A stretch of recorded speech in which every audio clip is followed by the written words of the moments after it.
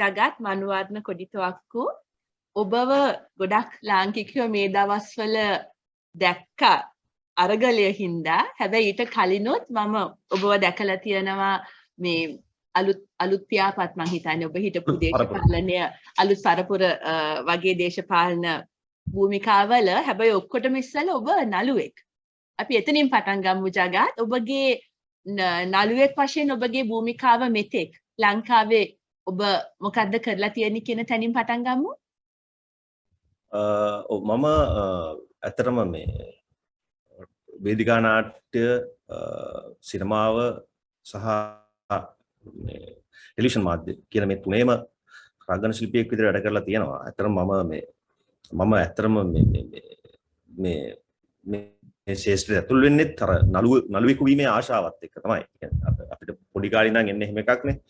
ඒ කියන්නේ අපි ෆිල්ම්ස් බලද්දී එතකොට ඒ කාලේ මම ඉපදුනේ කොළඹින් ටිකක් ඈත ගල්හ නුවර නගරේ නමුත් 76ක් විතර ඇතුළේ තියෙන පොඩි නගරයක් සහ ඒකෙත් ඇතුළේ ගමක මට මතකයි කියන්නේ ඒ නගරයේ තිබුණ සිනමා ශාලාවක් ජෝති ගලහ කියලා එකේ නම දැන් ඒක වැහිලා කාලයක් තිස්සේ. ඉතින් ඒකේ මොන අවුරුද්දද ඔබ ඉපදුනේ ජගත්? මම 80. 83 කලබල ඉස්සලා. කලබල ඉස්සලා හැබැයි 83 මට මතක නෑ. මම ඊටම ඔව් නෑ. මොකද ඒ කලබලවලදී ගොඩාක් සිනමා හල් පිච්චුනාට පස්සේ සෑහෙන කඩාවැටීමක් වුණා අපේ. අනිවාර්යයෙන් ඔබ ඉපදෙන කාලේ සෑහෙන මේ ජවයක් තිබ්බ කාලෙක ඉපදුනේ ඔබ. ඔව් ඉපදුනේ හැබැයි 83 කියලා කියන්නේ සිනමාවේ අපගමනේ පටන් ගන්න කාලේනේ. සිනමා වැටෙන්න පටන් ගන්න 83 න් පස්සේ අත්‍තරම සිනමා ශාලා කීයක් ගිනි තිබ්බද? ඔව්. ගලහ සිනමා ශාලාව එහෙම ගිනි තැබීමකට ලක්ුණේ නෑ. ඒකත් දමිළ ව්‍යාපාරිකයට තමයි අයිති වෙලා තිබුණේ. කමක් නෑ නේද මම මේ ඒ කතාව ඉඳන් ආවට. ඒ කතාව තමයි මට අවශ්‍ය. පුදුම ඉතිහාසයක් තියෙන ජගත් මම මේක මේ වෙලාවේ කියන්න. සමහර නෙමෙයි කාගේ හරි පෞද්ගලික ඉතිහාසය ප්‍රධාන ඉතිහාස ධාරාවේ කුඩා කතා. ඒ කුඩා කතා වලින් කියවෙනවා අර ප්‍රධාන ඉතිහාස ධාරාවට අයිති වෙන්නේ නැති කොටස්. ඒක ඉතාම වැදගත්. ගොඩක් විට අහන්න නැත්තේ ඒකයි. ඉතින් කරුණාකරලා කියන්න. මගේ අර මෙමරි එක කොහේ රෙකෝඩ්ලා තියෙනවද මමත් කැමතියි. කොහොමද මේ ඒක මට මතකයි ව්‍යාපාරය එස්.එම්. කන්දසාමි කියලා ව්‍යාපාරිකයෝ පිරිසක්. ඒගොල්ලෝ තමයි දමිළ ඒ සිනමා ශාලාව අයිති වෙලා තිබුණේ. සහ මේ පොඩි සමාජ මේ කමෙන්ට් එකකට යන ජගත් දැන් දෙමළ ජනයා ඉතාම තදින් සිංහල සිනමාව හා බැඳිලා තිබ්බනේ. ස්ටුඩියෝස් තිබ්බා. ඔවුන් ඇත්තටම රංගපෑවත් එක්ක සිංහල සහ දමිළ සිනමාව එකම මූලයකින් ආපු දෙකක්. අපිට මේවා අමතක වෙන ගොඩක් විට. මේ අපි මේ සාකච්ඡාවට අපිට යන්න පුළුවන්. ඇත්තටම අපි මතක් කරොත් එහම 83 මේ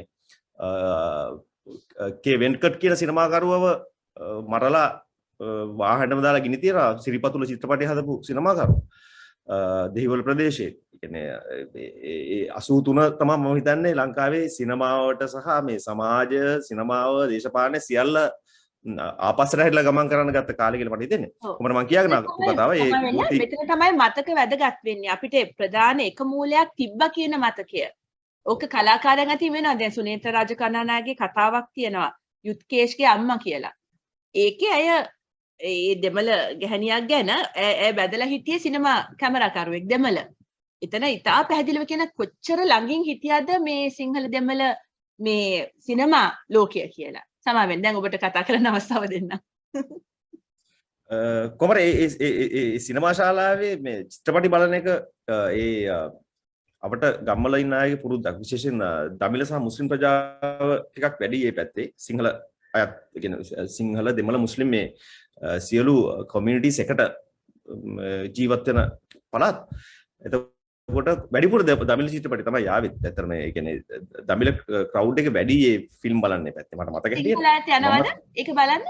ඔව් මම පොඩි කාලේ කියන්නේ මට වයස අවුරුදු 88 89 කියලා කියන්නේ නැවත වතාවක් ලංකාවේ දේශපාලනිකව අතිශය අස්ථාවර සහ අර මේ අද රටේ ජනාධිපති රනිල් වික්‍රමසිංහලා ඒ කාලේ පාලනය කරද්දී රටේ නැවත ඒ කියන්නේ එවකට තිබුණු ඒ භීෂණයේ ත්‍රාසෙන් ඇලිලා තිබුණේ මේ අපේ ගම් පළාත් පවා කියන්නේ අපේ අම්මලා තාත්තලාත් දේශපාලනයට සම්බන්ධයි. ඉතින් ඔවුන්ටත් යම් මරණ තරජන තිබුණා. මේ සියල්ල තිබියදී අපේ මගේ පියාගේ මිතුරන් ඉන්නවා දමිළ සහ සිංහල මේ අය චිත්‍රපට බලන්න යද්දි මාවත් එක්ක කරගෙන යනවා. ඒගොල්ලෝ ගොඩක් වෙලාවට බලන්නේ මේ ටැමිල් ෆිල්ම්ස්. ඉතින් මට භාෂාව තේරෙන්නේ නැහැ. හැබැයි මමත් ගිහලා බලාගෙන ඉන්නවා. ඒ ෆිල්ම් දරුවෙකුට බලන්න සුදුසුද නැද්ද කියන එක වෙන සාකච්ඡාවක්. මොකද ඒගොල්ලෝ බලන්නේ අර ඒ වගේ ෆිල්ම් නේ. ඒ කියන්නේ ඒ වගේ ඒවට වයලන්ට්. ඔබගේ පියා මේ වෘත්තීය වශයෙන් කවුද චග? වෘත්තියෙන් ඔහු විවිධ දේවල් කරා. අස්තිර රැකියාවක් උඩ තිබුණේ නැහැ. ඔහු වඩු වැඩ කළා. එතකොට ගොවිතැන් කළා. විවිධ දේවල්. විවිධ වෘත්ති මේක නොකී සියලු දෑ. සහ අපේ අමිත් ගොවිතැන් කරා සහ විදේශගත වෙලා විදේශීය රටවල් වල ගිහලා මොකද මේ පැත්තේ එහෙම මේ රැකියා තිබුණේවත් එහෙම මිනිසුන්ට ජීවත් වෙන්න වෙන ආදායම් මාර්ග තිබුණේවත් නැහැ. ප්‍රාමාණික අධ්‍යාපනයක් ලැබුව අය අපේ මමත් පියා දෙන්නා. කියන්නේ යම් මට්ටමක අධ්‍යාපනයක් තිබුණා අය. නමුත් ඒ අර අධ්‍යාපන සුසුකම් වල සරල රැකියාවක් ලැබිලා තිබුණේ නැහැ. උදාහරණයක් විදිහට කිව්වොත් මගේ මව එවකට උසස් පෙළ සමත් සහ එවකට මේ උපාධියක් සඳහා මේ ඉගෙන ගනිමින් ඉඳි තමයි විවාහ ජීවිතය තුළලා තියෙන්නේ. නමුත් ඇයට රැකියාවක් තිබුණේ නැහැ. කොහොම හරි අවසානයේ ආ විදේශගත වෙලා හිටිය ටික කාලයක් කොහොම විවිධ දේවල් කරා. හරිම දුෂ්කර ජීවිතයක්. ඉතින් ඒ කාලේ තමයි ඔය අස්සේ අපේ මගේ පියාගේ මිතුරන් සමග මම ඒගොල්ලෝ මාව අරන් යනවා ෆිල්ම් බලන්න. මමත් පොඩි කෙනෙක් මට තේරෙන්නේ නැහැ. හැබැයි මම බලනවා. මට හිතෙනවා ඒ කාලේ ඒ ඔළුවට ගිය දේවල් එක වෙන්නේ නැති අර නළුවෙකු වීමේ ආශාව කියන මට එන්නේ. ඊට පස්සේ ඉතින් හැබැයි අපි පාසල් වලත් එහෙම පහසුකම් තිබුණේ නැහැ. නාට්‍ය හරන් කලාවවත් වෙන විෂයක්වත් හදාගන්න. මම චිත්‍ර තමයි කාන්තාවක් විදියට අහන වෙයි චිත්‍රපටි බලන්න අම්මත් ගියාද ඔබට නංගිලා හිටියාද? කාන්තාවද ගියාද නැත්නම් ඒක මගේ පවුලේ මමයි අම්මයි නංගි මල්ලි ඒගොල්ලෝ මෙහෙමයි මම එතකොට ටිකක් එළියට යන්න පුළුවන් වයසක් එද්දි මම මගේ මිතුරන් සමගත් පසු කාලීනව චිත්‍රපටි බලන්න යනවා. හැබැයි මගේ නංගිට මල්ලිට ඒ අවස්ථාව හම්බ වෙන්නේ නැහැ. ඒගොල්ලෝ එකතරා මල්ලි තමයි බාලයා. එයා පොඩි.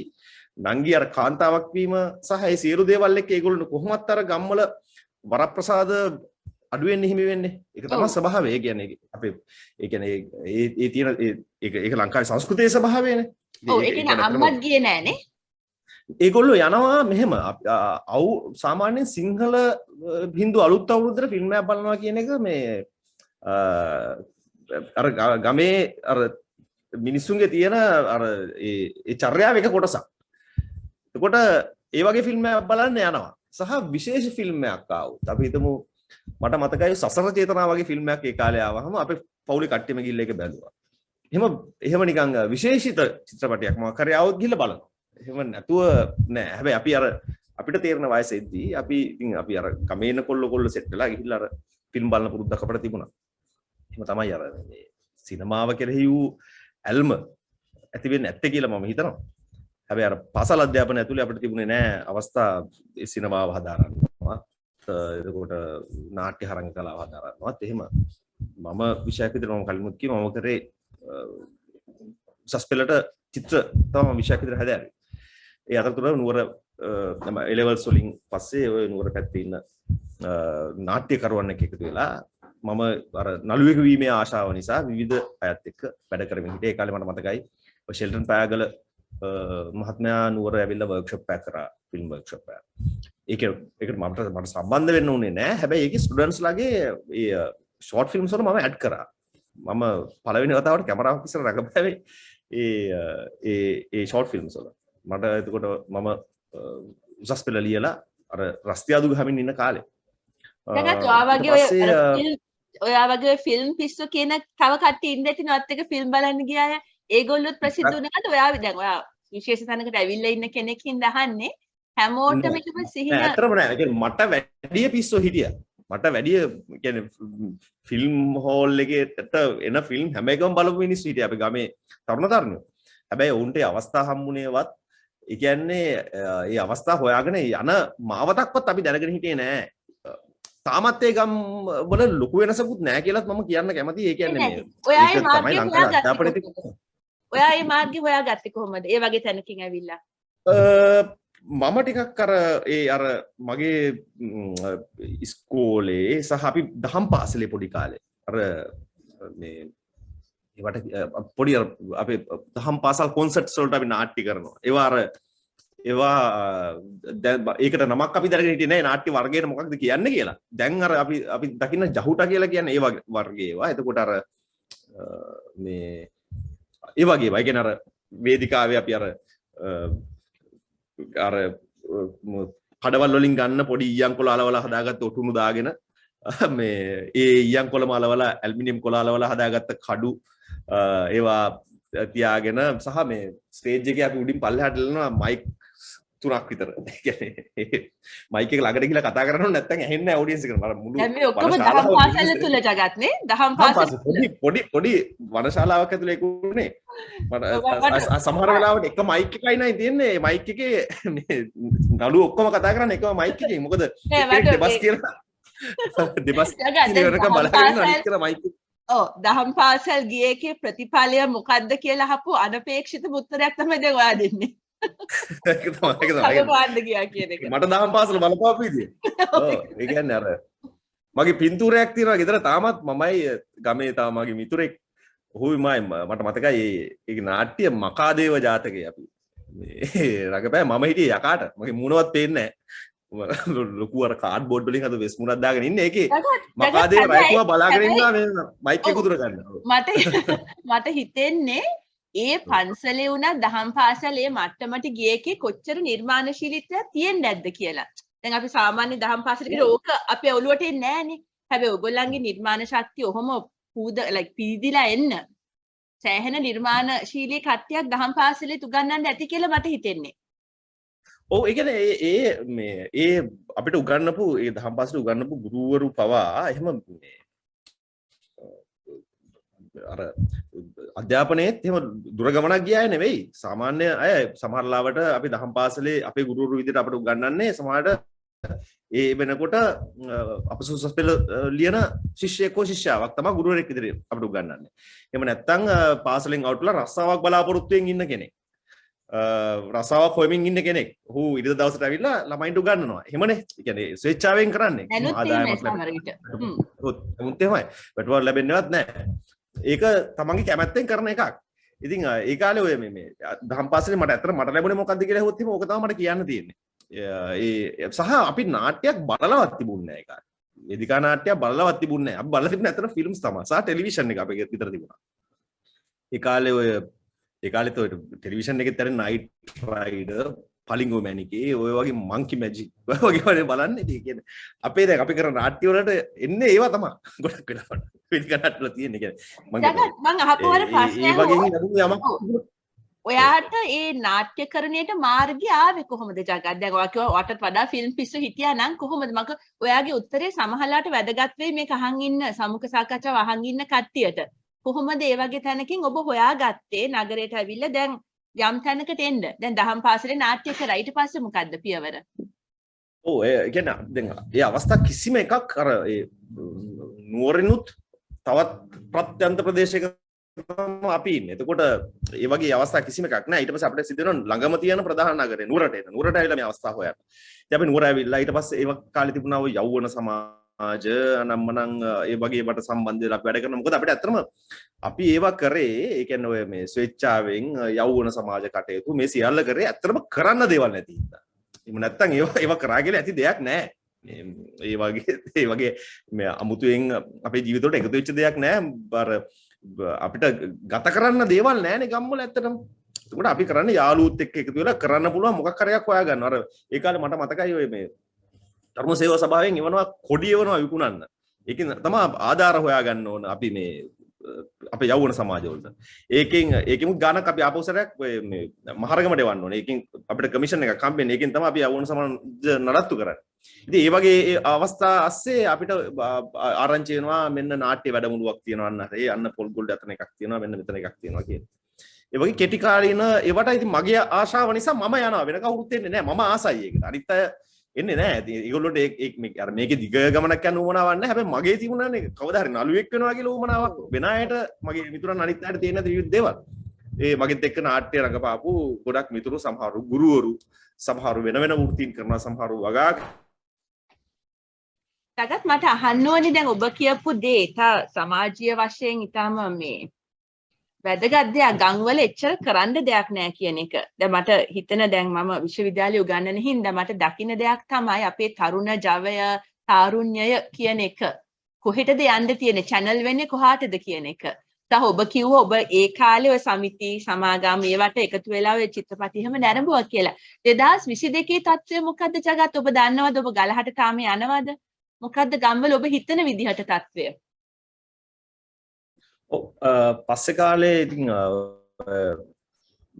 ඒ කියන්නේ අර රැකියා අවස්ථා නැතිවීම, තමන්ගේ අධ්‍යාපන සුසුකම් වල රස්සා හොයාගන්න බැරිවීම, එතකොට වෙන වෙන විශේෂයෙන් අපි දැන් මම කලාවට සම්බන්ධ කෙනෙක් විදිහට විශේෂයෙන් ඒ වගේ එන්ටර්ටේනින් වලට දේවල් නැතිවීම. මම කිය අර ෆිල්ම් හෝල් එක පාවා වෙහිලා ගියා. එතකොට හරිම මේ සංකෝචනය වුණු ජීවිතයක් තමයි තියෙන්නේ හැමෝටම. පසු කාලීනව තරුණයෝ ගොඩක් වෙලාවට කරේ රස්සාවක් නැතිකමත් එක්ක එක්කෝ නගරයෙන් එළියට යනවා. ගිහිල්ලා ගමෙන් එළියට ගිහිල්ලා වෙන නගරයේ තියෙන මොකක් හරි පොඩි රස්සාවක් හොයා ගන්නවා. එහෙම නැත්නම් ත්‍රිවිල් එකක් මොකක් හරි කරලා ෆිනෑන්ස් කරලා ගන්නවා. අරගෙන ඒකෙන් දෛනික ආදායම හොයාගෙන අර එදා දවස ගත කරගන්න විදියක් හොයා ගන්නවා. ඊට අමතරව තව මේ ආවන ඔය දැන්ට අවුරුදු කීපයකට කලින් ඔය කොරියාව වගේ රටවල් වල රැකියා අවස්ථා ලංකාවට ආවට පස්සේ ඒවට ගොඩක් තරුණයෝ යන්න ගියා. ඒ වගේම තමයි යම් මට්ටමකට වුන් මේ තමන්ගේ ආර්ථිකය ගොඩනගා ගත්තේ. අර චිත්‍රපටි සංස්කෘතිය සම්පූර්ණයෙන්ම ඉවර දවසාන්දි දාගත්. ඒ චිත්‍රපටි සංස්කෘතිය චිත්‍රපටි පිස්සු වගේ කාලේ ඒක ඉවරටම ඉවරයි. ඒ කියන්නේ මේ පස්සේ ටෙලිවිෂන් එකේ ෆිල්ම් බලන එක, ගෙදරට අර DVD එකක් CD එකක් අරන් ගිහලා ෆිල්ම් බලන එක තිබුණා. දැන් නම් ගොඩක් වෙලාවට ගම්වල ඉන්න අය කරන්නේ ඩවුන්ලෝඩ් කරගන්නවනේ. වාසනාවකට අපිට අර මේ මොකක්ද අර ඒ නීති බලපාන්නේ නැති හින්දා ෆිල්ම් එකක් ඩවුන්ලෝඩ් කරන බලන්න පුළුවන්.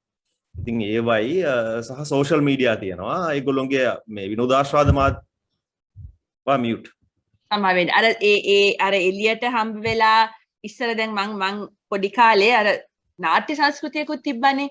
දැන් අපි කොළඹ හැදුනහම අර ලුම්බිනි එක ඒ ලුම්බිනි පැත්ත රැට යනකොට පාරවල් පිරීලා. ඒ කියන්නේ නාට්‍ය බලනවා. අපි දැන් මගේ පරම්පරාවේ දැන් මම ඉපදුනේ 69 නේ. එතකොට ඒ සංස්කෘතියත් අවසානයේ නාට්‍ය සහ චිත්‍රපට කියන ඒක සමාජ ක්‍රියාවලියක්නේ. දැන් ඔබ කියන ඩවුන්ලෝඩ් කරලා බලන චිත්‍රපටි ඒවා සමාජ ක්‍රියාවලිය නෙමෙයි ඉන්ඩිවිජුවල්.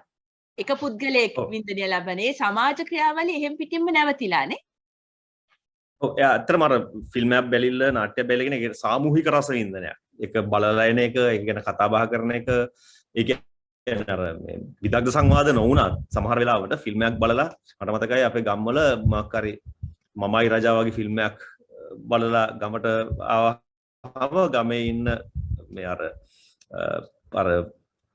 තරුණ වයසේ ඉන්න තරුණත් නෙවෙයි අර නාඹර තරුණ වියේ ඉන්න. එහෙම නැත්නම් පාසල් වියේ ඉන්න අය ඒව අර වෙල් වල නියරවල් වල රඟපානවා සින්දු කී කිය.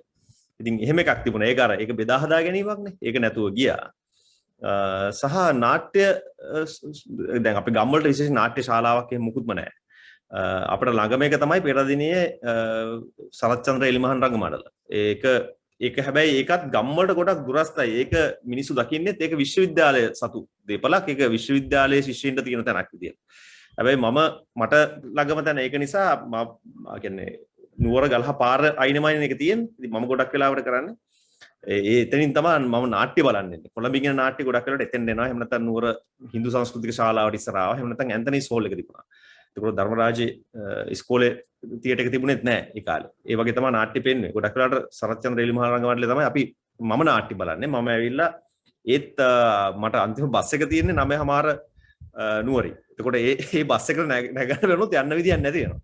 ඒතකොට නාට්‍ය පැය දෙකකට වැඩි වගේ කාලයක් ගත වෙනවා නම් සාමාන්‍යයෙන් 7 විතර වෙනවා නාට්‍ය පටන් ගද්දී වලේ 7 8 9:00ට දැන් ඒක සමහරලාට වැස්සොත් එහෙම තව නාට්‍ය ප්‍රමාද වෙනවා. නවත්තගෙන බලාගෙන ඉන්නවා. ඒකට සමහර 10 11ත් වෙන්න පුළුවන් නාට්‍යයක් ඉවර වෙන්න. ඒ වගේ වෙලාවට මම කරන්නේ ගොඩක් වෙලාවට මැද වගේ රෝ එකක හිටියොත් එම් පිටිපස්සේ අන්තිම පේලියේ ගිහිල්ලා වාඩි වෙන මොකද බස් එක එනවා පේනවා එහා පැත්තේ.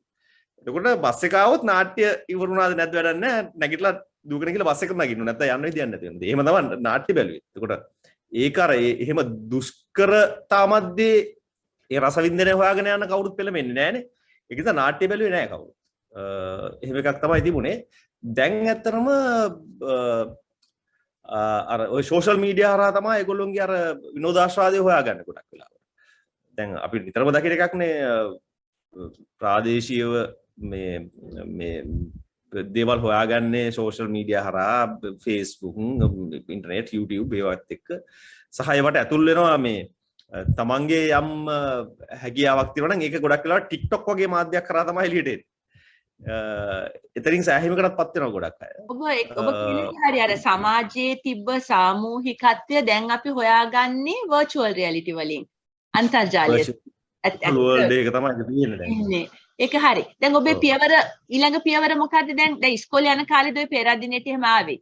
ඊට පස්සේ මොකද උනේ ජගත්? ඔව් ඒ කියන්නේ මම උසස් පෙළ ලියන කාලේ සහ ඉතින් පස්සේ අවුරුද්දක විතර කාලයක් සංක්‍රාන්ති යුගයක් ගත වෙනවා. ඒ කියන්නේ මුකුත්ම කර කියා ගන්න බැරි අර මුකුත්ම කරන්න දෙයක් නැති වෙන එක මටත් බලපෑවා. ඒ කියන්නේ මොකද්ද කරන්න කියලා හිතා ගන්න බෑ.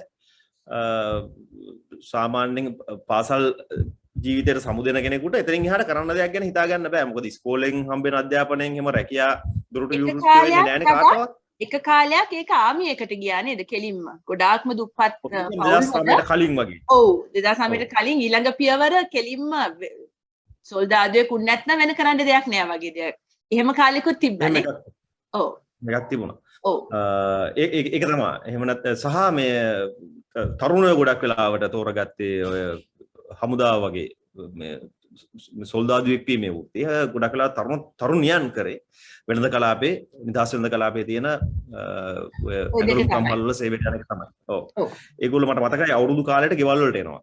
විශේෂයෙන් ඔය ඇඟලුම් කම්හල් වල සේවය කරන අය. ඒ ඇත්තටම ගම්වල තරුණයන්ගේ ආර්ථිකයට සාපේක්ෂව බැලුවාම අපිට පේන්නේ ඒගොල්ලෝ ඉතා සාර්ථක ජීවිතයක් ගත කරනවා වගේ. අපිට පේන්නේ නැහැ ඒගොල්ලෝ විඳින දුකවත්.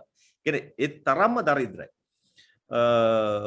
එහෙම එකක්. ඊට පස්සේ ඉතින් මට තේරුණා මේක හරියන්නේ නැහැ කියලා. පස්සේ මම කොළඹට ඇවිල්ලා මේ විෂය මම හදාරනවා. මොකද මේ ප්‍රාදේශීය අවස්ථා නැහැ කියලා මට තේරෙන ගත්තා. ඔබ විශ්වවිද්‍යාලයට තේරුනේ නැද්ද ජගත්?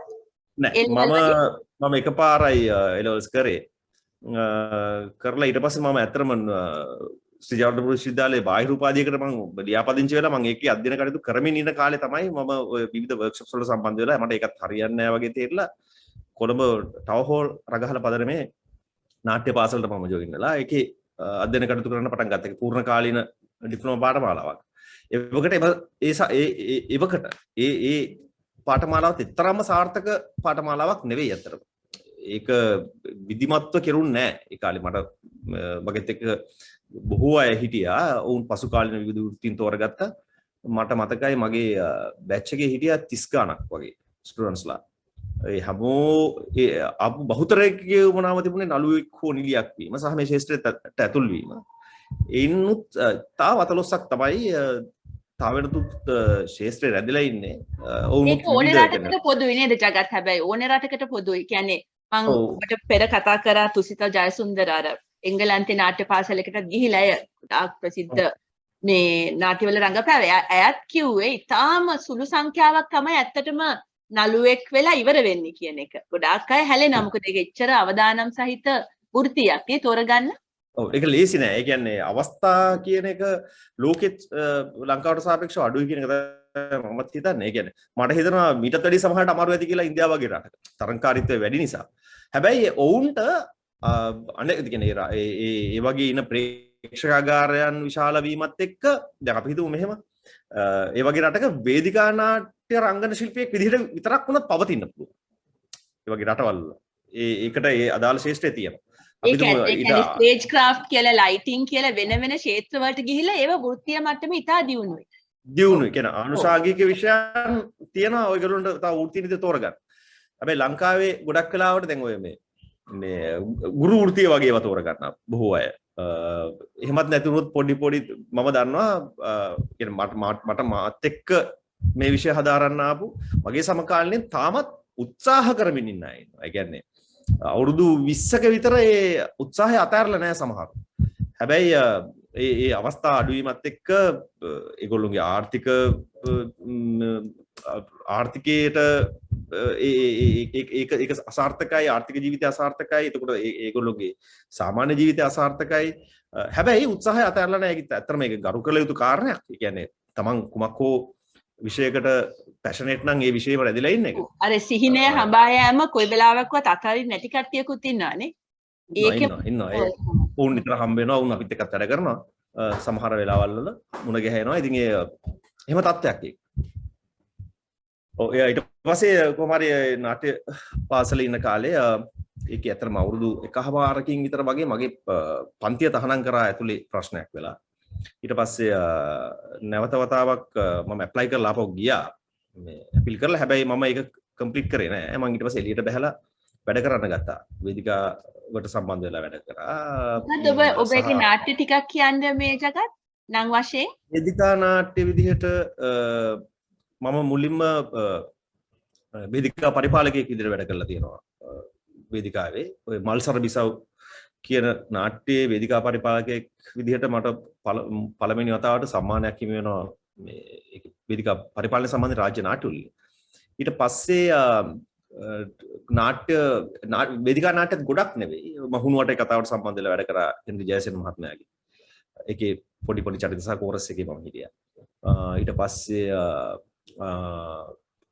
ඒවත් හෙන්රි ජයසේන වගේ යෝධයෙක්ට සම්බන්ධ වෙන්නේ ඒගොල්ලෝ ඔයාව අර නෝටිස් අවධානය දෙන්න ඕනේද නෝටිස් වෙන්න ඕනේද කොහොමද පළවෙනි වතාවට මම මේ අවස්ථාවක් ඉල්ලගෙන ගිය නාට්‍යයක. ඒ කියන්නේ මම කතා කරලා හෙන්රි ජයසේන මහත්මයාට එයාගේ මේ හුණුවටේ කතා ප්‍රොඩක්ෂන් එක ආයිත් කරන්න යනවා කියලා ආරංචි වෙලා මම කෝල් එකක් දීලාම ඇහුවා මේ මම කැමතිස මේ නාට්‍යයට සම්බන්ධ වෙන්න කියලා. ඒකට යහපත් ප්‍රතිචාරයක් එයා දැක්වෙත් නැහැ. නිකන් එහෙම එන්න කියලා මට ආරාධනා කරෙත් නැහැ මම බලෙන් වගේ ගියා ඔඩිෂන් එකට. ගිහිල්ලා මමත් තව යාළුවෝ 4-5 දෙනෙක් අපි කලන ගුණසේකර මම මලිත් පීවිස් ඒකට ගංගාතිස්ස ලියනගම කියලා තමයි යාළුවෙක් හිටියේ. අපි කට්ටිය සප්පුබුදු ගමගේ හුත් රංගන ශිල්පියෙක්. ඉතින් අපි ඒ කාලේ අපි මේ ওই වේදිකා නාට්‍යයේ එකතු වෙලා වැඩ කරන කට්ටිය. කිව්වා මෙහෙමයි මේ අපි කතා කරේ මචං මේ කතා කරාට එහෙම නෑනේ මේ එන්න කියලාවත් එහෙම මුකුත් කියන්නේ අපි යන් ඉතින් එහෙම මේ එහෙම නාට්‍යයකට ඉතින් ඔඩිෂන් එකට ගියාම එන්න එපා කියන්න බෑනේ කියලා අපි ගියා අපි 4-5 දෙනාම සිලෙක්ට් වුණා. සිලෙක්ට් වුණා පස්සේ නාට්‍ය වැඩ කරා කාලයක්. අර පස්සේ ඉතින් ඒකත් එහෙම ටික කාලයක් යද්දි අපි එකකින් ආයි වුණා නාට්‍ය දිගට ගියා. ඒක ඊටකොට පසන් කොඩිකාර සහෝදරයත් එක්ක මම වැඩ කරලා තියෙනවා ඒකේ එයා කරා ඔය 6 characters in search of an author කියන නාට්‍ය ට්‍රාන්ස්ලේෂන් එකක් කරා මේ 6 කල්ලි කියලා. ඒක හරිම් බඩු 6ක් කියලානේ සුගත පළසිල්වා මහත්මයා ප්‍රොඩියුස් කරේ. පස්සේ ඒකට ප්‍රොඩක්ෂන් එකට මම සම්බන්ධ වෙලා වැඩ කරා. එතකොට මෑතක නම් ඔය අතුල්පතිරණගේ අතුල්පතිරණ සහෝදරයාගේ මේ 12ක් නාට්‍ය. ඒකට ජගත් ඔය තරුණ වයසට ඔය වගේ වැඩ කරලා ජීවත් වෙන්න තරම් මේ ආර්ථිකය ශක්තිමත් වෙනවද?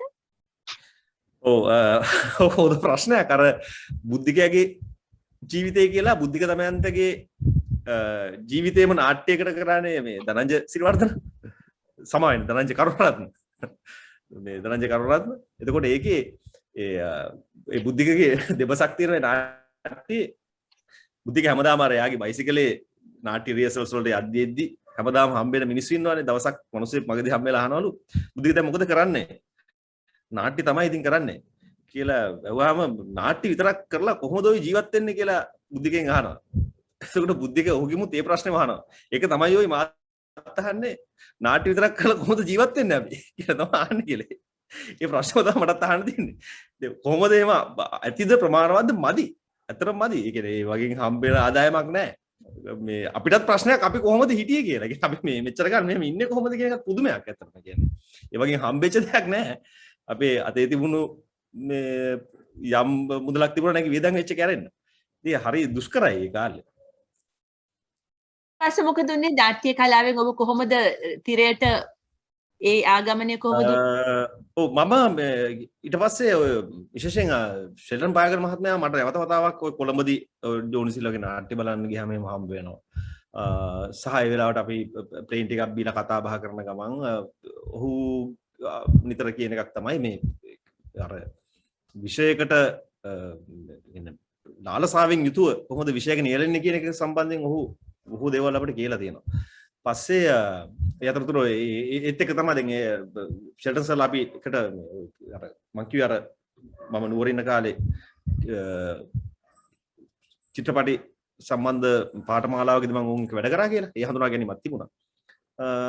ඒ අතරතුර කොහොම හරි මට මතක නැහැ කොහොමද ඒකට මම ඇප්ලයි කරේ කියලා මේ ෆිල්ම් කෝපරේෂන් එකේ තිබුණා මේ ඩිප්ලෝමා එකක් ෆිල්ම් මේකින් සිනමා කරේ සම්බන්ධ. ඒකට සම්බන්ධ වෙලා ඒක අවුරුද්දක පාඨමාලාවක් ඒක හැදෑරුවා. ඒ වෙද්දිත් මම එළියේ ෂෝට් ෆිල්ම් දෙකක් කරලා තිබුණේ. මට මතකයි මම ගින්දර පොඩ්ඩක් කියලා ෂෝට් ෆිල්ම් එකක් කරා. ඒක හොඳම කෙටි චිත්‍රපටයක් බවට පත් වෙනවා. මට මතක නැහැ වර්ෂ 2006 වගේ වර්ෂයක ඔය ගරිලා ෂෝට් ෆිල්ම් ෆෙස්ටිවල් කියලා චින්තන ධර්මදාස ඇතුළු පිරිස එකතු වෙලා කරපු කෙටි චිත්‍රපටය උරුලක් තිබුණා. ඒකේ හොඳම චිත්‍රපටය බවට මගේ චිත්‍රපටය පත් වුණා. ඒකේ මගෙත් එක්කම ඒ චිත්‍රපටය උලේ තරඟ වැදුණු සිනමාකරුවන් විදිහට කලන ගුණසේකර තිසර ඉඹුලාන වගේ අය. ඔවුන්ටත් ඒකේ සම්මාන හිමි වුණා. ඒක තමයි මගේ පළවෙනි ෂෝට් ෆිල්ම් එක. ජගත් අපේ ලංකාවේ ඊට පෙර සුනාමි ලංකාවට සුනාමිය ආවට පස්සේ ඔය විවිධ රාජ්‍යනෝන සංවිධාන මැදිහත් වෙලා විවිධ වර්ක්ෂොප්ස් කරානේ. ඒ කියන්නේ ඒ අයට ඒවට ඩොනේට් කරා රිකොන්සිලේෂන් වගේ ප්‍රෝග්‍රෑම්ස්. එතකොට ආපදාවට පත් වූවන්ට උදව් කරන යම් වැඩසටහන්. ඒ වගේ එක මට මතකයි ඌවැල්ලස්ස විශ්වවිද්‍යාලයේ ජයන්ත අමරසිංහ මහත්මයා ඇතුළු පිරිසක් එකතු වෙලා කරපු වැඩමුළුවක් තියෙනවා. මම ඒකට සම්බන්ධ වුණා. ඒකෙත් මම ෂෝට් ෆිල්ම් එකක් හැදුවා. ඒ ෂෝට් ෆිල්ම් එක මගේ ළඟ නෑ. අතට මේක මට අතරවත් හම්බුනේ නෑ. ජගත් මම අමතර ප්‍රශ්නයක් අහන්න. ලංකාවේ ෂෝට් ෆිල්ම් කියන ක්ෂේත්‍රය සෑහෙන ශක්තිමත් නේ. මම ළඟදී අනෝම රාජකරුණානායකටත් කතා කරන්න ඉන්නේ. අපේ තරුණයන්ට ගොඩක් අර යම් දෙයකට පිවිසෙන්න මාර්ගයක් නේද මේ ෂෝට් ෆිල්ම් කියන අවකාශය. ඔව් මටත් ඒක මමත් මුලින්ම ඇත්තම කෙටි චිත්‍රපටිකරුවෙක් තමයි විදිහට තමයි මම ෆිල්ම් හදන්න පටන් ගත්තේ. මම මගේ ගින්දර පොඩ්ඩක් කියන ෆිල්ම් එක. ඊට පස්සේ මම කරපු විශේෂම අනුරාජකරණ මහත්මිය කරපු මේ එයා මූලිකත්වයෙන් කරන ඇජෙන්ඩා 14 කියන ෂෝට් ෆිල්ම් ෆෙස්ටිවල් එකේ. ඒක තාම යනවනේ හැමතැනම ආරම්භක අවුරුද්දේ මට මතක නැහැ වර්ෂය. ආරම්භක අවුරුද්දේ මගේ වෝටර් ලීලි කියන ෆිල්ම් එක තමයි ඒකේ බෙස්ට් ෆිල්ම් එක උනේ. සහ ඒකේ අවෝඩ්ස් දෙකක් මට හම්බුණා හියුමන් රයිට්ස් අවෝඩ් එක. ඒ කියන්නේ මානව හිමිකම් සඳහා වූ සම්මානය සහ හොඳම චිත්‍රපට හිමි සම්මානය වෝටර් ලීලි කියන ෆිල්ම් එකට. ඊට පස්සේ අවුරුද්දේ මගේ ෆිල්ම් එක තමයි ඇජෙන්ඩා 14 වල බෙස්ට් ෆිල්ම් එක උනේ ෂෝට් ෆිල්ම් එක.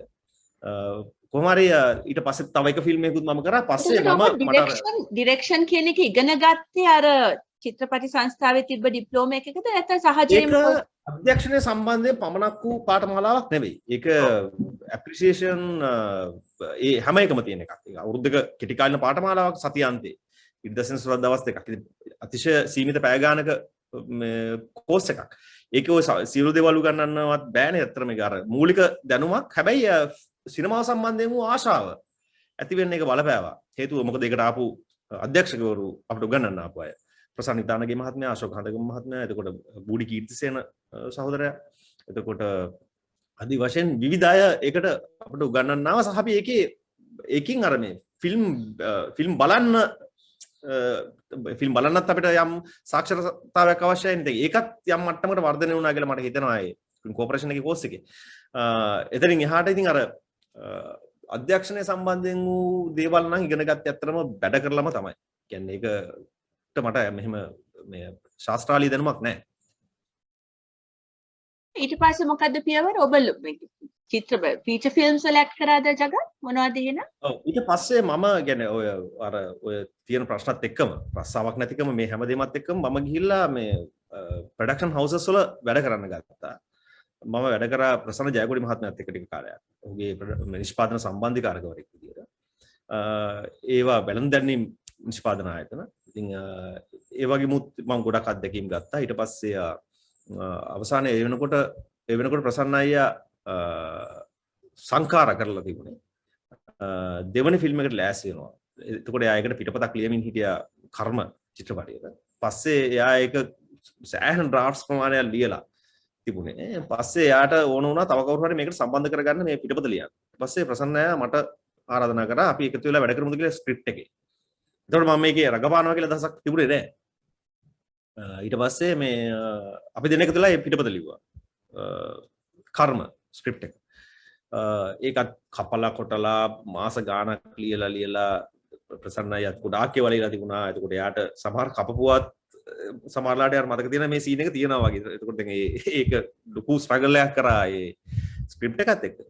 කරමින් ඉඳලා පස්සේ ඒකේ නිෂ්පාදන අවධියට එද්දී පස්සේ ඒකේ කාස්ටිං වලටත් මම උදව් කරා. ඒකේ මගේ චරිතයට පවා මම තව නළුව හොයලා දීලා තියෙනවා. මෙයා අපි try කරලා බලමු ස්ක්‍රීන් ටෙස්ට් කර කර අපි බැලුවා. පස්සේ ප්‍රසන්න අය මටම කිව්වා ඔයා කැමති නම් මේ කැරක්ටර් එක කරමු කියලා. මොකද රයිට් මම ගැලපෙනවා මට ගැටලුවක් නැහැ. අපි කරමු කියලා පස්සේ තමයි ඒකේ මම රඟපෑයි ෆීචර් ෆිල්ම් එක පළවෙනි මගේ රඟපෑම කර්ම ෆිල්ම් එක. ඔව් ඒක පළවෙනි එක. ඊට පස්සේ ඉතින් ෆිල්ම්ස් කීප එක මම රඟපෑවා. ඊට පස්සේ නිකිනි වැස්ස ගින්න උපන් සීතල තාම අතලොස්සක් තමයි මම චිත්‍රපට රඟපාලා තියෙන්නේ. සහ දැන් මෑතක නම් තාම රිලීස් වෙච්ච නැති එකක් තියෙනවා ආයු චත්‍ර වීරමන්ගේ. සහ එතකොට ඒ කාලේ ඉඳන්ම මම උත්සාහ කරමින් හිටියේ මමත් ෆිල්ම් එකක් හදන්න ඕනේ කියලා. එතකොට ඒ කාලේ තමයි මම අතන ෂෝට් ෆිල්ම් හදන එක නැවැත්තුවේ. හේතුව මට හිතුණා මම මොකක් හරි එකක් ලියලා ඒක ෂෝට් ෆිල්ම් එකකින් වගේ ඉවර කරාට පස්සේ මගේ තියෙන ආශාව ඉවර වෙනවා ඉතින්. ඒ ප්ලොට් එකත් එක්ක තියෙන මගේ ගනුදෙනු ඉවර වෙනවා. මට එහෙම ඉවර කරගන්න ඕන උන්නේ නැහැ. ඒක නිසා මම ෂෝට් ෆිල්ම් කරගෙන නවත්තලා ෆීචර් ෆිල්ම් එකකට ලෑස්ති වුණා. ඒකට එහෙම තමයි මගේ ඔය රහස් කියන කඳු ෆිල්ම් එක හැදුවේ අවසානයේ 2017 මේ ඔව් ඒ චිත්‍රපටය සමා වෙන්න මම බලලා නැහැ. ඒක ලංකාවේ තිරගත වුණාද? මගේ ෆිල්ම් එක. ඔව්. රහස් කියන කඳු ඔව් තාම රිලීස් කරේ නැහැ. අපි ඒකේ මේ ප්‍රෙස් රිලීස් එකක් විතරක් දැනට කරලා තියෙනවා. දැනට ඒක මේ මොකද ඒකේ 2017 මම ඒක රූගත කරද්දි මට මුදල් තිබුණේ ඒක රූගත කරගන්න පමණයි. ෂූටින් වලට විතරයි මට බජට් එකක් තිබුණේ. මම හිතලා තිබුණේ කොහොම හරි මේක ෂූට් කරලා ඉවරට පස්සේ පෝස්ට් ප්‍රොඩක්ෂන් එක මම කොහොම හරි කරගන්නවා කියලා. හැබැයි දුෂ්කරම කාලය ආවේ ෂූටින් වලින් පස්සේ. ඒ කියන්නේ එතනින් එහාට වැඩ කරගන්න හරිම අමාරු වුණා. අවුරුදු ගාණක් මම ඒකේ VFX, editing, music, sound designing මේ හැමදේම එක අවුරුදු ගාණක් මම ඒකත් එක්ක ඔට්ටු වුණා. කොහොමද අවුරුදු 2017 පටන්ගෙන අවුරුදු 2021 තමයි කියන්නේ ගිය අවුරුද්දේ තමයි මට ඒකේ ප්‍රීමියර් එකක් කරගන්න ප්‍රීමියර් එකක් නෙවෙයි අතන ප්‍රෙස් රිලීස් එකක් කරගන්න පුළුවන් වුණා අවුරුදු 4කට විතර පස්සේ. ඒක ලියුවේ කවුද ජගත් කතාව? ඒක මමයි ඒක ඇත්තටම මේ ඒකේ කතා සංකල්පය මගේ සහ මම ඒකේ ඩ්‍රාෆ්ට් එකක් ලියලා තිබුණා. පස්සේ මමයි නාමල් ජයසිංහ එකතු වෙලා තමයි පිටපත සම්පූර්ණ කරේ. ජගත් ඔය කතා එන්නේ කොහොමද? ඔබ කියවනවද ගොඩක් නැත්නම් ඔබේ කොහොමද වගේ කන්ටෙන්ට්? ගොඩාක් කියවන කෙනෙක් නෙවෙයි. හැබැයි යම් මට්ටමකට කියවන කෙනෙක්. දැන් නම් ඒ කියවන පුරුද්දත් ඇත්තටම නැතිව ගිහිල්ලා කියන්නේ පහුගිය කාලේ මේ තිබුණු දේවල් එක්ක.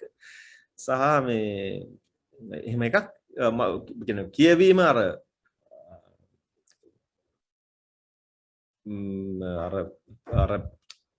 මම කියන්නේ දැන් ඔබ තරම්වත් එහෙම නැත්නම් ලංකාවේ ඉන්න මේ කියවීම සහ පොතපත ඇසුරු කරන බහුතරයක් අපි දන්නවනේ. ඒ තරම්ම නොවුණත් මම යම් මට්ටමකට කියවන කෙනෙක් සහ මම ෆිල්ම් බලන කෙනෙක් ගොඩක්. ඒකත් එක්ක මම හිතන්නේ චිත්‍රපට නැරඹීමෙන්ම තමයි මට හිතෙන්නේ මගේ මට යම් සිනමාව සම්බන්ධයෙන් යම් සංවේදීකමක් ඇති වෙලා තියෙනවා නම් හරි ඒක සම්බන්ධයෙන් යම් දැනුමක් මම මේ හොයාගෙන තියෙනවා නම් ඒ චිත්‍රපට නැරඹීමෙන් තමයි ඒක හොයාගෙන තියෙන්නේ මම හිතන්නේ. ඒකේ ගොඩාක් ලොජික් තියෙනවා. නාට්‍ය වේදිකා නාට්‍ය නැරඹීම සහ ඒවට සම්බන්ධ වෙලා වැඩ කිරීම. ඔව් මොකද ජගත් අපි ඉගෙන ගත්ත දෙයක් තමයි දැන් පොත් ලියන එක්කෙනෙක්ට ලියන්න බෑ කියවන්න නැතුව. ඒ වගේම චිත්‍රපට හදන එක්කෙනෙක්ට චිත්‍රපටි හදන්න බැරුව ඇති චිත්‍රපටි බලන්න නැතුව. ඒ කියන්නේ ඒක චක්‍රයක් නේ. අපි රීප්ලෙනිෂ් වෙන්නේ. අපි නැවත අර සාරේ උරාගන්නේ අපි ලබන දැනුමෙන්නේ ඉන්පුට් එකෙන්නේ. ඒක හරි. ඒක තමයි දැන් ගොඩක් වෙලාවට මේ කියන්නේ චිත්‍රපටි කරන කෙනා චිත්‍රපටි ගොඩාක් බලන්න ඕන කියලා කියන හැබැයි ලෝකේ එහෙමවත් නැහැ. සමහර අධ්‍යක්ෂකවරු ඉන්නවා. ඒ කියන්නේ ඒ වගේ තියෙන මේ ඒ චිත්‍රපටි වල තියෙන මේ ඒකට තියෙන මොකද්ද කියන්නේ? ඒකේ තියෙන මේ ඕගනික් ගතිය කියලා කියන්නේ අපි කියන්නේ. ඒකේ තියෙන ෆ්‍රෙෂ් හැඩය එන්නේ සමහරවිට චිත්‍රපටි ගොඩාක් නරඹීම තුලින්වත් නෙවෙයි. සමහරවිට බලන්න නැතුව වැඩ කරන අයගෙත් එම ෆිල්ම්ස්ුත් ලෝකේ තියෙනවා. මෙහෙම මේ හරි ලස්සනව තියෙනවා ලෝකේ හැදිච්ච ෆිල්ම්ස්. ඒ කියන්නේ ඒවා හරිම මේ යුනික්. ඒක මෙන්න මේ ජානර් එකේ කියලා කියන්න බැරි ඒවා. ඒ කියන්නේ එතකොට ඇත්තට මේ අර චිත්‍රපට නැරඹීමෙන් ආපු එකක් නෙවෙයි ඒක. එහෙම එකකුත් තියෙනවා අතරම. මට තේරෙන ඔබ කියන එක. මේ මම මේ දේශපාලනයට යන්න ඉස්සෙල්ලා පොඩ්ඩක් ඔබේ මේ ටෙලිවිෂන් කියන ක්ෂේත්‍රයට ඔබ ඇවිල්ලා තියෙන්නේ කොහොමද? ඒකේ මොනවද ඔබගේ තියෙන භූමිකාව? අපිට ළඟම මාධ්‍යයක් ටෙලිවිෂන් කියන එක. ඇත්තටම අපිට පොඩි කාලේ අපිට තිබුණු ආසාවක් තමයි මේ ටෙලිවිෂන් වල නළුවෙක් වෙන එක තමයි අපේ තිබුණු බාර සිනමාවටත් වැඩිය ටෙලිවිෂන් එකනේ ගමට ඇවිල්ලා ගෙදර සාලට ඇවිල්ලා පෙන්නන එක. ඉතින් ඒ වගේ දැකපු බීරයොත් අපි දැක්කනේ. එතකොට ඒකට ආසාවක් තිබුණා ඒ කාලේ. පස්සෙත් දැන් මේ ශාස්ත්‍රයේ විශේෂ රංගන ශිල්පියෙක් විදිහට වැඩ කරනවා නම් උන්ට යම් මුදලක් ඉපෙීමේ හැකියාවක් තියෙනවා ටෙලිවිෂන් කියන මාධ්‍යයෙන් තමයි. ඒක ඇත්තටම චිත්‍රපටි කියනවා හැමදාම හම්බෙන්නේ නැහැ. දැන් මගේ ජීවිත කාලෙට මම රඟපාලා තියෙන චිත්‍රපටි 4ක් 5ක් විතර. වේදිකා නාට්‍යෙත් මම වැඩිම 10ක් 12ක් රඟපාලා ඇති. හිට් නාට්‍ය සහ ඒ සියලු දේවල් එක්ක. එතකොට ඒ වගේ කොමත් මුදලක් ලොකු මුදලක් හම්බෙන්නේ නැහැ. එදා අර පොකට් මනි එක ඇරෙන්න. එතකොට යම් මුදලක් ඉපෙය හැකි මාධ්‍ය තමයි ටෙලිවිෂන් එක කියන්නේ. එතකොට ඒකෙදි තෝරා ගැනීම කිහිපයක් අපිට කරන්න පුළුවන්. ඒක මුදල් ඉපැීමේ මාර්ගයක් විදිහට ඒක තෝරගෙන ඒක දිගටම වැඩ කරන කෙනෙකුට යන්නත් පුළුවන්. ඒක ඇත්තටම තමන්ගේ රැකියාව විදිහට ඒක තමන්ට තෝරා ගන්න පුළුවන්. එතකොට තියෙන තමන් තෝරා බේරා ගැනීමකින් තොරව හරි තෝරා ගැනීමක් සහිතව හරි දිගට වැඩ කරන්න පුළුවන්. මට ආපු ප්‍රශ්නේ තමයි ලංකාවේ ටෙලිනාට්‍ය කර්මාන්තේ වැඩ සිද්ධ වෙන විදිය තියෙන්නේ. දැන් අපි වේදිකා නාට්‍යක රඟපාන්න ගියාම හරි ෆිල්ම් එකක රඟපාන්න ගියාම හරි අපි පිටපතත් එක්ක සෑහෙන වැඩ කරනවානේ, සෑහෙන එකත් එක්ක හැප්පෙනවා, සෑහෙන ස්ට්‍රගල් කරනවානේ මේකත් එක්ක. ලොකු අරගලයක් කරනවානේ පිටපතත් එක්ක මේකේ තියෙන. ඒකේ ඇතුළ හොයාගන්න, මේ චරිතය සම්බන්ධයෙන් අධ්‍යයනය කරන්න සහ ඒකට අදාළ මේ රිසර්ච් එක කරන්න කාලයක් හම්බ වෙනවා. සහ ඒක මුදලක් නොලැබුණත් කියන්නේ ඒකට සරල මුදලක් නොලැබුණත් ඒක අපි ආසාවෙන් කරනවා. මොකද ඒකට අපිට කාලයක් තියෙනවා. සහ ඒකට අනිත් එක තමයි අධ්‍යක්ෂකවරු සපෝට් කරනවා ගොඩක් වෙලාවට. නිෂ්පාදකවරු සහ අධ්‍යක්ෂකවරුන් කැමති ඒ තමන්ගේ ෆිල්ම් එකක් වේදිකා නාට්‍යයක් නම් ඒක කියන්නේ ඒක තමන්ගේ ආත්ම ප්‍රකාශනය වගේ එකක් වෙනවනේ ගොඩක් වෙලාවට. හැබැයි ලංකාවේ ටෙලිවිෂන් කියන එක එහෙම ඇත්තටම අධ්‍යක්ෂකවරුන්ගේ හරි පිටපත් රචකයන්ගේ හරි ආත්ම ප්‍රකාශනයමද කියලා ප්‍රශ්නයක් තියෙනවනේ. නෑනේ. ඒක එහෙම නෙවෙයි අත්තට. ඒක තියෙන්නේ ගොඩක් වෙලාවට මේ අර එක ස්ලොට් එකක් ෆිල් කරන්න. ව්‍යාපාරයක් කියලා කියන්න පුළුවන් තියෙනවානේ. ඔව් ඒක ව්‍යාපාරයක් වීම ප්‍රශ්නයක් නෙවෙයි. ව්‍යාපාරයක් වීම ප්‍රශ්නකුත් නෙවෙයි. ඒ කියන්නේ එහෙම ව්‍යාපාර විදිහටත් ටෙලිවිෂන් මාධ්‍ය තව අපි පහු කරන ගොඩාක් දුර ගිහින් තියෙනවා. අපි හිතමු දැන් ලෝකේ තියෙන වෙන ඔන්ලයින් ප්ලැට්ෆෝම්ස් බැලුවාම Netflix, Amazon වගේ ඒවා. ඒ වගේ තියෙන නිර්මාණ බැලුවාට පස්සේ අපිව පහු කරලා ගොඩාක් දුර ගිහිල්ලානේ. එතකොට අපේ තියෙන ප්‍රශ්නේ අපි හැපෙන්න යන්නේ පොඩි ප්‍රාග්ධනයක් තියාගෙන. එතකොට ඒ පොඩි මුදලත් එක්ක තමයි අපිට මේ ගනුදෙනු කරන්න වෙන්නේ මේ මාධ්‍යත් එක්ක. ඒකෙදි මේකේ නියැලෙන වෘත්තිකයින්ට ඔවුන්ගේ රැකියාව තෘප්තියෙන් කරන්න පුළුවන් තරම් ඒ සන්තෘප්තිය ලැබෙන්නේ නැහැ. ඒ අඩු ගානේ ඒකට ලැබෙන මුදලින්වත් එහෙම නැත්නම් ඒ වැඩේ කරාට පස්සේ ඉතුරු වෙන සතුටකුත් ඉතුරු වෙන්නේ නැහැ. හේතුව තමයි අර ඒකට වැය කරන්න තියෙන කාලය සහ ඒක කොයිතරම් Tamanට උමනා ප්‍රමාණයෙන් ඒකට මැදිහත් වෙන්න පුළුවන්ද කියන එක. දැන් මට චරිතයක් හම්බුනාට පස්සේ මම කැමති ඒක රිසර්ච් කරලා කතා කරලා රිහර්සල් කරලා එහෙම කරන්න. ඉතින් මම ගිහිල්ලා රඟපාන්න ගියාම මට අවශ්‍ය රිහර්සල් ප්‍රමාණය හම්බ වෙන්නේ නැත්නම් මම තෘප්තිපත් නැහැනේ. ඒක සම්බන්ධයෙන්. ඒකට එහෙම එකක් තියෙනවා. ඒක නිසා කියන්නේ ටෙලිවිෂන් මාධ්‍යම ඉතාම තෝරා බේරාගෙන වැඩ කීපයක් කරලා තියෙනවා. දැනටත් ආරාධනා එනවා. හැබැයි ඉතින් මම ඉතාම පරිස්සමෙන් තමයි කරන්නේ. මොකද මට ඊට පස්සේ ඒ අඩු ගානේ මම ඒ සන්තෘප්තියවත් ගෙදර අරන් ඉන්නේ නැත්නම් වැඩක් නැහැ. ඔබ මොනවද හිටියේ මොන ප්‍රෝග්‍රෑම්ස් වලද හිටියේ ජගත් දැනට ටෙලිවිෂන් වල? අපි කරපු ඒ වගේ එක යුගයක එතකොට ඔය මේ ලංකාවේ සෝෂල් මීඩියා එච්චර ජනප්‍රියත් නෑ අතනම් Facebook YouTube වරේනේ ඒ ලෙවල් ඉවරයි කියන ලක්ෂ්මී අමරදේවගේ නාට්‍ය තමයි ටිකක් ලංකාවේ අපි කරපු වැඩවලින් ටෙලිවිෂන් වැඩවලින් ජනප්‍රිය වෙච්ච එකක්. ඊට පස්සේ මේ මෑතක ආපහුසරයක් ටෙලිකාස්ට් වුණා සෑහෙන කාලයකට කලින් කරපු මොවනකපාපු ප්‍රධාන චරිතයක් කරපු බොරළු පාර කියලා ටෙලි නාට්‍යයක්. ගොඩක් ඒවා දිනවා මට අත්‍තරම නම් මතක නැහැ. මම ගොඩක් ටෙලි නාට්‍ය රඟපෑවා. දැන් මම එන්නම් ආනන්ද විනායක මහත්මයාත් එක්ක වැඩ කරලා තියෙන තක්සලා වගේ නාට්‍ය. එතකොට මෑතක නම් නාමල් ජයසිංහගේ සහෝදරයා ටෙලි නාට්‍ය මම පොඩි චරිතයක් කරා. ලක්මල් ධර්මරත්න ඒ දෙකම ඇත්තම වුන් මිතුරන් වීම සහ වුන් එක වැඩ කරන්න තියෙන ආසාව විතරයි මට බලපෑ මේ නාට්‍ය වල වැඩ කරන්න. ජගත් මං දැන් එනවා ඔයාගේ තව පැත්තකට. දැන් ඔබ ඔබගේ නළුවෙක් වීම ගැන කතා කරා.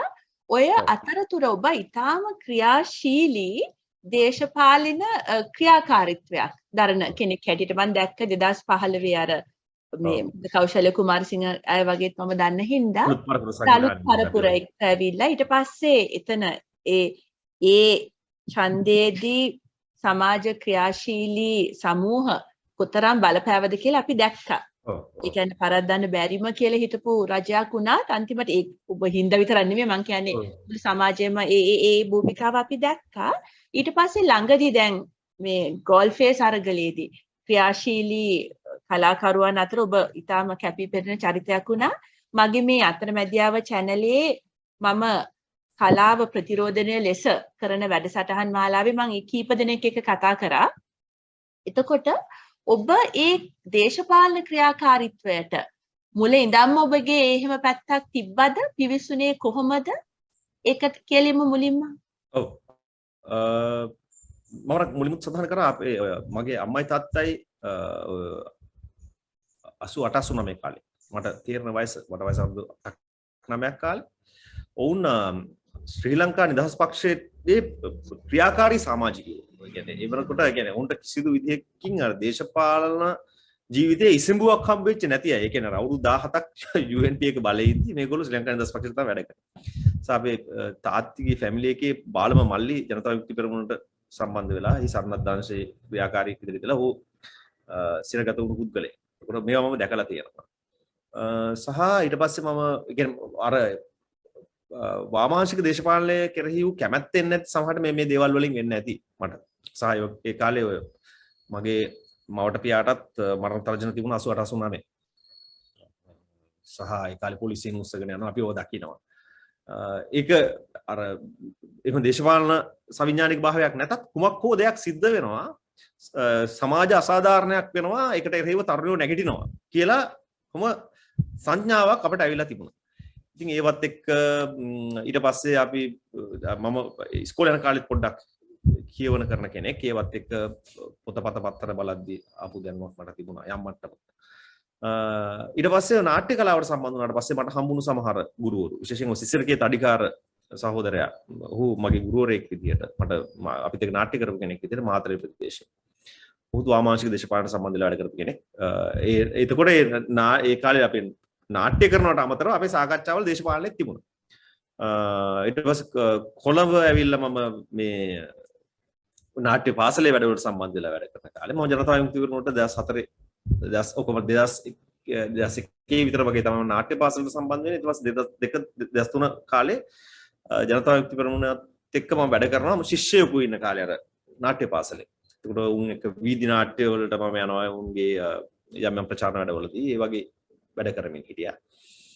කොහොම හරි ඒ අර වමේ දේශපාලනයට විශේෂ කැමැත්තක් මගේ තිබුණා. ඊට පස්සේ අපි කරන නිර්මාණ ඇතුළේ ගොඩක් වෙලාවට සාකච්ඡා වුණේ මර්ධනය ගැන එහෙම නැත්නම් දේශපාලන අයිතීන් ගැන මානව අයිතීන් ගැන මේවා ගැන තමයි අපේ විශේෂ මගේ කෙටි චිත්‍රපටිවල වගේ සාකච්ඡා වුණේ. හැබැයි අර ක්‍රියාකාරීව කියන්නේ අපි විශ්වාස කරමින් හිටියා සිනමාව කලාව තුලින් මුත් යම් සමාජ පෙරලියක් කරන්න පුළුවන් කියලා. නිකන් අර ටික කාලයක් යද්දි නිකන් ඒක විතරක් මදි වගේ අඟට දැනෙන්න ගන්නවා නේ. ඊට වැඩි අපි නිකන් මේකට ඉන්වෝල්ව් වෙන්න ඕන සමාජ වෙනසක් වෙනුවෙන් කියන එක. ඊට පස්සේ තමයි අපි එතකොටත් අපි එතන 2015 තමයි අපි පේන්න ගන්නේ. අපි ඊට කලින් ඉඳන් සෑහෙන වැඩ කරමින් හිටපු පිරිසක්. මම සමල්ලි ෆොන්සේකා, කෞශල්‍ය කුමාරසිංහ, සුදන්ත මාධව, ඉන්ද්‍රචාපලියනගේ එතකොට මේ සියලු දෙනා අමා විජේසේකර ඒ පුරවැසි බලයේ සිටපු සියලු දෙනාම කලාකරුවෝද ජගත්? එහෙම පුරවැසි බලය කියලා කියන්නේ එක සංවිධානයක් සහ අලුත් පරපුර කියලා කියන තව එකක්. මම පුරවැසි බලයේත් සමාජික වැඩ කරා. කලාකරුවන්, සමාජ ක්‍රියාදාරයන්, මාධ්‍යවේදීන් විශේෂයෙන්, සාහිත්‍යකරුවන් සහ අතරම සමහර දේශපාලන ක්‍රියාදාරයන්, පරිසරවේදීන් මේ හැමෝම වගේ ඒ වගේ හිටියා. ඔබ හිටියේ ප්‍රධාන වශයෙන් අලුත් පරපුර කියන එක. අලුත් පරපුර කියන සංවිධානය තමයි ප්‍රධාන වශයෙන් මම සම්බන්ධ වෙලා වැඩ කරේ. හරි. එහෙම තමයි ඔව්. අලුත් පියාපත් කියන්නේ වෙන එකක්ද ජගත්? පියාපත් කියලා කියන වෙන සංවිධානයක් ඔය අපේ එරංග සහෝදරයා එහෙම එකතු වෙලා වැඩ කරන තවත් හරි. එවැනිම දැන් සංවිධානයක්. මම දැන් 2015 අවශ්‍ය රජය පත් වුණාට පස්සේ අලුත් පරපුර වගේ ඔබ වගේ තරුණයට මොකක්ද හැඟුනේ ඒ ඔබ බලාපොරොත්තු වුණ වෙනස පේන්න නොගන්නකොට අපි කොච්චර විහිසිලා ගෙනාවත් අන්තිමට ඒ ආණ්ඩුවෙනුත් ඒ බලාපොරොත්තු සාධාරණත්වය නැති වෙනකොට ඒ භූමිකා ඒ සාමූහිකයන්ට මොකද උනේ ජගත් ඒගොල්ලෝ කලකිරුණාද ඒකින්දද මේ අරගලය අන්තිමට 2022 අප්‍රේල් මාසයේ වුණ නැගිටීම ඒ පල්ලෙහාට බහැපු බලාපොරොත්තු එක්කම සිදුන දෙයක්ද ඔබ හිතන විදිහට? ඔව් ඒ කියන්නේ 2015 ඒ වෙච්ච දේශපාලන වෙනසත් එක්ක එහෙම තිබුණු ජනතා අභිලාෂයන් කිසිවක් ඉෂ්ට වුණේ නැහැ. ඔව්. එතකොට අපෞසරයක් අර බලාපොරොත්තු කඩවීම මිනිස්සුන්ගේ තිබුණු ඒ අපෞසරයක් අර එන ඒ කලකිරීම සොසයිටි එකේ තිබුණා. අපි කවුරුත් හැබැයි මේ දේශපාලනය අතෑරියේ නැහැ. ඒ ෆයිට් එක අතෑරියේ නැහැ. ස්ට්‍රගල් එක අතෑරියේ නැහැ. ඒ අරගලේ අපි හිටියා. මම කවුරු ඇහුවොත් මම කියන්නේ මේ දේශපාලන ක්‍රියාධාරයන් විදිහට දුෂ්කරම කාලේ ගත කරේ අපි ඒ කාලේ අතර මේ කාලටත් වැඩි. ඒ කියන්නේ අපිට මේ වෙන මේ දේශපාලන රටේ මේ වෙන විනාශය අපිට පේනවා. සහ මේ රටේ වෙන අසාධාරණකම් එතකොට මේ සමාජ අසාධාරණය සහ මේ සියලු දේවල් සම්බන්ධයෙන් අපි මේවත් එක්ක හැප්පෙනවා. අපිට මේක පේනවා. හැබැයි මේක අපි කිව්වට අපිව පිළිගන්නේ නැහැ සොසයිටි එකේ වෙලාවේ. ඒ වෙලාව අපි සොසයිටි එකෙන් ප්‍රතික්ෂේප කරනවා නිතරම. ඒක තමයි ස්වභාවය. ඒ කියන්නේ ඒ වෙනකොට අර මේ රාජපක්ෂ මතවාදය කියන එක ඒ තරම්ම තහවුරුයි රටේ. බොහෝ කලාකරුවන් අපේ සහෝදර කලාකරුවන් පවා අපි කියන එක විශ්වාස කරන්නේ නැහැ ඒවකට. ඒවකට තිබුණේ මේ අර රාජපක්ෂ මතවාදයේ එහෙම නැත්නම් ඒ රාජ්‍ය මතවාදයත් එක්ක යන බහුතරයක් නේ හිටියේ. ඒ කියන්නේ 69 ලක්ෂයක් ඡන්ද ගත්තේ ගෝඨාභය රාජපක්ෂ. එතකොට ඒ කාලේ තමයි දුෂ්කරම කාලේ. ඒ කියන්නේ අපිත් එක්ක කවුරුත් නැහැ. අපිට පහසුම කාලේ තමයි අපි ගත කරේ මේ ඇත්තට මේ ගෝල් ෆේස් අරගල භූමි. මොකද අපි කියන එක පිළිගන්නවා දැන්. අපි ඒ කාලේ ඉඳන් කියාගෙන ආපු එක දැන් තමයි පිළිගන්නේ සොසයිටි එක. දැන් අපිට මම පෞද්ගලිකව මම කල්පනා කරත් මට පහසුයි අත්‍තරම දැන් මේ අරගල කරුවන් එක්ක ගත කරන මේ සමය. මොකද අපි කියනවා පිළිගන්නවා. ඒවකට පිළිගත්තේ නැහැ. ඒ කාලේ තමයි දුෂ්කරම කාලේ. හැබැයි අපි අතෑරියේ නැහැ. අපි මට හිතන එකක් තමයි දැන් සමහරවල්ලාට දැන් අපි දුන්න මේ අරගලය මේයි විශ්වාස කරමින් අපි ඉන්න ඕනෙත් නැහැ නේ. මේක නෙවෙයිනේ අරගලය කියලා කියන්නේ මේක නිමාවක් නැහැ. මේක තව ඉස්සරහට යන්න නියමිතයි. දැන් මිනිස්සු කොච්චර මේක කොයි මොහොතේ අතෑරියත් අපි ඉතින් ඒකේ ඉන්නවා.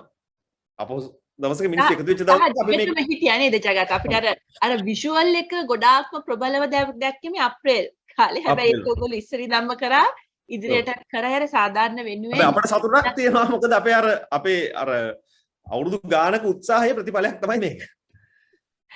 ජගත් දැන් මං අහන්නම් මේ දෙක එකතු වුණ තැනක්. දැන් අපි දැක්කා ගෝල්ෆේස් අරගලය තුල ඊටාම කලාව දැන් 88 89 කාලේ තිබ්බ අරගලය 71 කාලේ තිබ්බ අරගලයට වඩා 2022 අප්‍රේල් පටන් ගත අරගලය තමයි ඒකට කලාව එක්ක තිබ්බ සමීපත්වය. අරක ප්‍රචණ්ඩත්වයේ එක්ක යම් සම්බන්ධයක් තිබ්බනම් අපි අරගලේ මැයි 9 වෙනකන් කිසිම ප්‍රචණ්ඩත්වයක් නොදුටු තැනක් නේ. කලාව එක්ක එක නාට්‍ය තිබ්බා, සංගීතය තිබ්බා, අජිත් කුමාරසිංහ වගේ අය ඇවිල්ලා ඒක හැමතිස්සෙම කලාව එක්ක බද්ධ වෙලා ගිය දෙයක්. සහ එතකොට ඉස්සලා අපි දැක්ක නාට්‍ය ඉස්සලා සින්දු එක්ක අමාරු දෙයක් ගොඩ නැගුණා ටියර් ගෑස් සිනමා කියලා. මොකද අර සිනමාවේ එහෙම අරගලේ අපි කවුරු හරි අපි ඔක්කොම මාච් කරන වෙලාවේ නට යන එකක් නෙමෙයි මේ සිනමාව කියන්නේ තාක්ෂණික දෙයක්. එතකොට බට ඒක අර ටියර් ගෑස් සිනමා කියලා ඒ භූමියේ ඒක ඉදිවෙච්ච එක මට සෑහෙන පුදුමයකට ලක් වුණා මම. මොකද ඒක දැන් වෙනම තලයකටත් ගියා. ඒ ටියර් ගෑස් සිනමා කියන එක ආවේ කොහොමද ජගත්? ඒක කාගේ අදහසක්ද? මම දන්නවා ඒක සාමූහික කියලා. ඔබ හැමෝම වෙනුවෙන් ඔබට කතා කරන්න අයිතියක් නැති බවත් මම දන්නවා. හැබැයි මම ඔබට දැන් කතා කරන්න හින්දා ඒක ඇති උනේ කොහොමද කියලා ඔයාලට කියන්න පුළුවන්ද ජගත්? අතරම මම සිනමාකරුවෙක් වීම. එතකොට මට සමීපතම මාධ්‍ය ඒක. සහ අපි අර මම කලින් කිව්වා වගේ අපිට අර මහා සමාජය අපිත් එක්ක නැති කාලේ අපි අරගලේ කරමින් හිටිය අපේ කලා මාධ්‍යයන් ඇතුළේ. ඒක ගොඩක් වෙලට මගේ ෆිල්ම් එක වෙන්න පුළුවන්, තව කෙනෙක්ගේ ෆිල්ම් එක වෙන්න පුළුවන්, වේදිකා නාට්‍යයක වෙන්න පුළුවන්. සහ ඔබ කිව්වා වගේ මේක දේශපාලන සංස්කෘතික අරගලයක්. ඒ කියන්නේ සංස්කෘතිකවත් මිනිස්සු වෙනස් වෙන්න ඕන කියන එකකට මේ අරගලය මේ පෙළඹවීමක් ඇති කරා.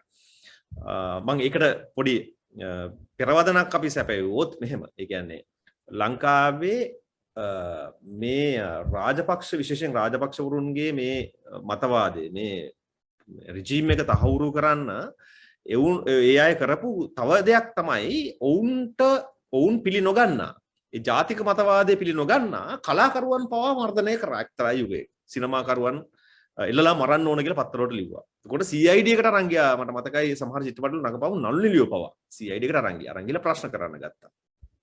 සහ කවි ලියපු පොත් ලියපුවයි හිරේ දැම්මා. උන්ට විරුද්ධව අධිකරණ ක්‍රියාමාර්ග ගත්තා. මෑතකම ගත්තොත් ශක්තික සත්කුමාර වගේ අය, කොට අනාෆ් ජසීම් වගේ කවියෝ හිරේ දැම්මා. එතකොට මේ මොකද්ද එතකොට අපිට ඒක තේරුම් ගන්න තියෙන්නේ. ඒ කියන්නේ මේ රාජ්‍ය මතවාදය පිළි නොගන්නා ඒට අභියෝග කරන සියලු දෙනාවත් උන් මර්ධනය කරමින් හිටියා. එතකොට මේ අරගලය ඇතුළෙම අපි මේකත් චැලෙන්ජ් කළ යුතුමයි. ඒ කියන්නේ මේ දේශපාලන වෙනස කියලා කියන්නේ මේ මිනිස්සුන්ගේ සමාජයේ මිනිස්සුන්ගේ සිතුම් පැතුම් රටාව වෙනස් වෙන්න ඕන. ඒක කරන්න වෙන්නේ අර එතකොට ඒගොල්ලෝ තහවුරු කරලා තිබුණු අර කලාව සංස්කෘතිය සම්බන්ධව මතවාදයත් අපි වෙනස් කරන්න ඕන. එතකොට ඒකට උත්තරයක් විදිහට අපි ටියගෑසේ පටන් ගන්න කලින් ඉඳමු. විශේෂයෙන් අජිත් කුමාරසිරි වගේ අය, සුදන්ත මාදවලා, ස්කිට්සෝ වගේ බෑන්ඩ්ස්, ජෙහන් අප්පුහමිලා, එතකොට අපි කල්ල ගුණසේකර පර්ෆෝමන්ස් ආටිස්ලා විදිහට සහ තව බොහෝ අය එතකොට අපේ කවුද නදික වැලිගඩපොළලා වගේ අය මේ අය සංගීතය පැත්තෙන් පර්ෆෝමන්ස් ආර්ට්ස් පැත්තෙන් සහ සංඝ සායක්කාර වගේ අය නාට්‍ය කලාව පැත්තෙන් සහ ආටිස්ට්ලා ආර්ට් පීස් එකක් අරන් ආවේ නැතත් පුද්ගලයෝ විදිහට ස්වාධීනව කලාකරුවෝ විදිහට පවා මේකට දායකත්වය දුන්නා. ඒ කියන්නේ අර ගැලරි එකකුත් බිහි වුණානේ. දැන් සුජිත් රත්නායක වගේ කට්ටිය ඇත්තටම සුජිත් රත්නායක වගේ ගැලරිස් හැදුනා. එතකොට ඒ වගේ ආයපහුසරයක් අභියෝග කරේ අර රාජ්‍ය විසින් තහවුරු කරලා තිබුණු අර ඒ රාජ්‍ය මතවාදයටම තමයි. ඒකට තව අනිත් පැත්ත අපි හිතුවොත් මේ කාලේ උනේ රාජ්‍ය මතවාදය තහවුරු කරමින් හැදිච්ච සිනමා නිර්මාණ සහ කලා නිර්මාණත් තිබුණානේ. කලාකරුවනුත් උන්ට වැඩ කරා. විශේෂයෙන් ඔය අපි කියන්නේ තොරන් සිනමාව කියලා මම කියන්නේ ඒක මේ ඒක ගර්හවට ලක් කරමින් කියන වචනයක් නෙවෙයි. අපිට ඒක අඳුර ගන්න අපිට ලේසි එකක්. ඒ කියන්නේ ඔය ජාතක කතා ඇසුරු කරගෙන සහ ලංකාවේ රාජාවලිය ආශ්‍රය කරගෙන කරපු නිර්මාණ වලින් ඒ කියන්නේ ඒවා ඒ නිර්මාණ වෙන්නෙම අපෞසරයක් අර රාජපක්ෂවරු රජවරු යයි කීම. එතකොට රජවරුන් සම්බන්ධයෙන් සිනමා නිර්මාණ බිහිවීම අහම්බ නෙවෙයි. ඒ වගේ තියෙනවා එකට එකක් සම්බන්ධ වෙච්ච දේවල්. කොහොමත් ඒක ගෝලීය වශයෙන්ුත් වෙන දෙයක් නේ. දැන් රුසියාවේ ආවට පස්සේ ආර්ට් කියන එක ඉස්සෙල්ලා මේගොල්ලෝ අල්ලගත්ත එක. සහ 89 ඒ කාලේ රිචඩ් ඩිසෝයිස වගේ කලාකරුවන්ට ඒ දවස්වලත් වුණා. කියන්නේ අර දැන් සෝවියට් රුසියාවේ වුණා. අන්තිමට සාහිත්‍ය කියන එක සල්මන් රෂ්දි දැන් උනත් ගන්න. ඒ කියන්නේ ඉස්සෙල්ලාම අර අයිඩියොලොජි දෘෂ්ටිවාදය කියන එක හදන ප්‍රබලම සාධකීය කලාකරුවන් හින්දා යම් බලවත් රජයක් දේශපාලනේ ඉන්න ඕනේ නම් ඉස්සලම වර්ධනය කර යුත්තේ ඒ කටහඬවල් කියන එක. ඒ කියන්නේ රාජ්‍ය දෘෂ්ටිවාදය පෝෂණය කිරීම සඳහා කලාව භාවිතා කරනවා. දැන් ඒ අපි තුමු යුදෝන්මාදී සිනමාව, යුදෝන්නතිකාමී සිනමාව. කියන්නේ යුද්ධයට ආවඩන සිනමාව ලංකාවේ තිබුණානේ. ඒ කියන්නේ යුද්ධය තමයි පිළිතුර කියන එක යෝජනා ඉන්දියාවෙත් හරියට වෙනව නේද ජගත්? ඉන්දියාවේ තාමත් තියෙනවා. හරියට තාමත් තියෙනවා. ඒ කියන්නේ තාම ප්‍රබල ඒක. ඒ කියන්නේ ඒ වගේ අර පේට්‍රියොටිසම් කියන එක ගේන්නෙම ඉන්දියානුවා තමයි කවුද? කියන්නේ ඔහු තමයි උත්කෘෂ්ඨ මිනිසා. ඒක මම හොලිවුඩ් වල දකින්න ඇවෙන්ජර්ස් වගේ ෆිල්ම් එකකත් තාම කැප්ටන් ඇමරිකානේ. ඔව් ඒක තමයි. ඒගොල්ලෝ සහ ඉස්සර ඒගොල්ලන්ගේ හතුරා තමයි කොමියුනිස්ට් රුසියාව. ඔව්. දැන් හතුරා වෙනස් වුණාට අර ඒ වගේ හැම අපි ගෝලීය වශයෙන් හැම රටක්ම හැම දෘෂ්ටිවාදයක්ම ඒ කලාව යොදවනවා තමන්ගේ මතවාද ඉස්සරහට දාන්න. ගොඩක් විට ඒක පේන්නේ නැහැ.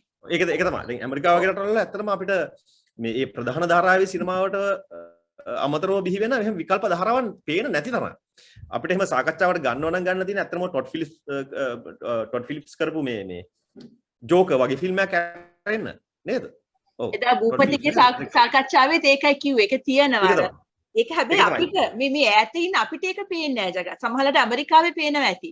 අපි අර හොලිවුඩ් කියලා ගන්න බ්ලොක්බස්ටර්ස් වල එන්නෙම ඒක ප්‍රධාන දෘෂ්ටිවාදයක්.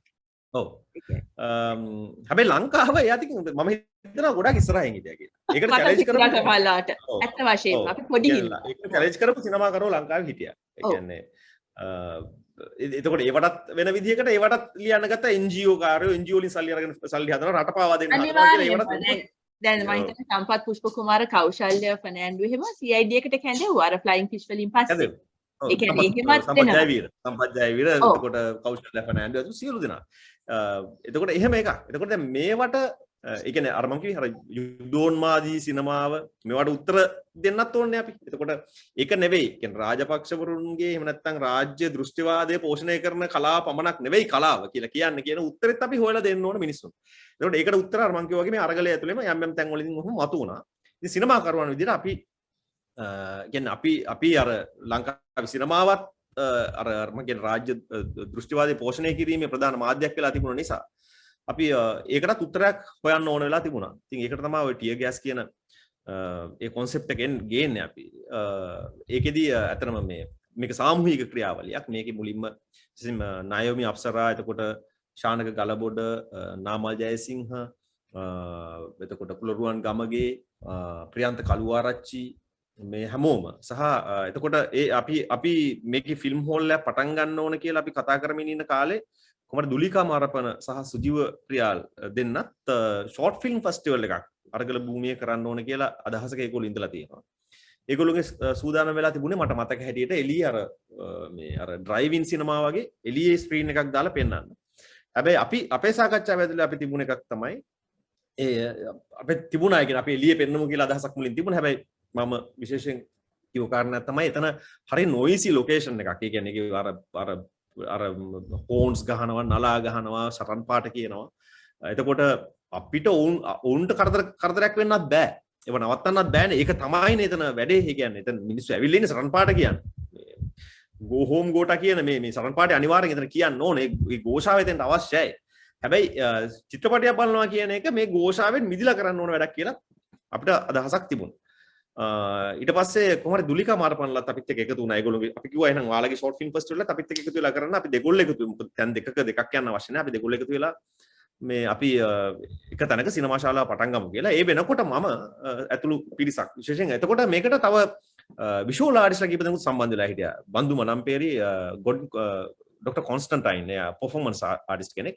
එයා බන්දු මනම්පේරිලා ඇතුළු පිරිසක් ඒගොල්ලෝ විෂුවල් ආර්ටිස්ට්ලා විදියට ඒ ගැලරි ස්පේස් එක අපි රැටනේ ෆිල්ම් පෙන්නන්නේ දවල් වරුවේ අපි තව මොකක් හරි වැඩකට පාවිච්චි කරමු විෂුවල් ආර්ටිස්ට්ලා පර්ෆෝමන්ස් ආර්ටිස්ට්ලා විදියට කියලා ඒගොල්ලොත් මේකට සම්බන්ධ වුණා. ඊට පස්සේ අපි මේක අටව ගන්න එපා කොහොම හරි කරලා දැන් කූඩාරමක් ගහලා දැන් සාමාන්‍යයෙන් අර පොඩි කැනපියක ෆිල්ම් පෙන්වන්න බෑ. සෙනගක් වාඩි වෙන්න ඕන. සහ සද්දේ පොඩ්ඩක් අර සරවුන්ඩ් කරගන්න ඕන. ඊට පස්සේ ඒකට අවශ්‍ය ප්‍රමාණය ගැන හිතුවට පස්සේ සාමාන්‍යයෙන් අඩි 40ක් විතර දිග අඩි 20ක්වත් පළල මෙහෙම ශාලාවක් ක හැඩේ කූඩාරමක් අපිට හදා ගන්න ඕන. යම් උසක් අවශ්‍යයි ස්ක්‍රීන් එක දාගන්න.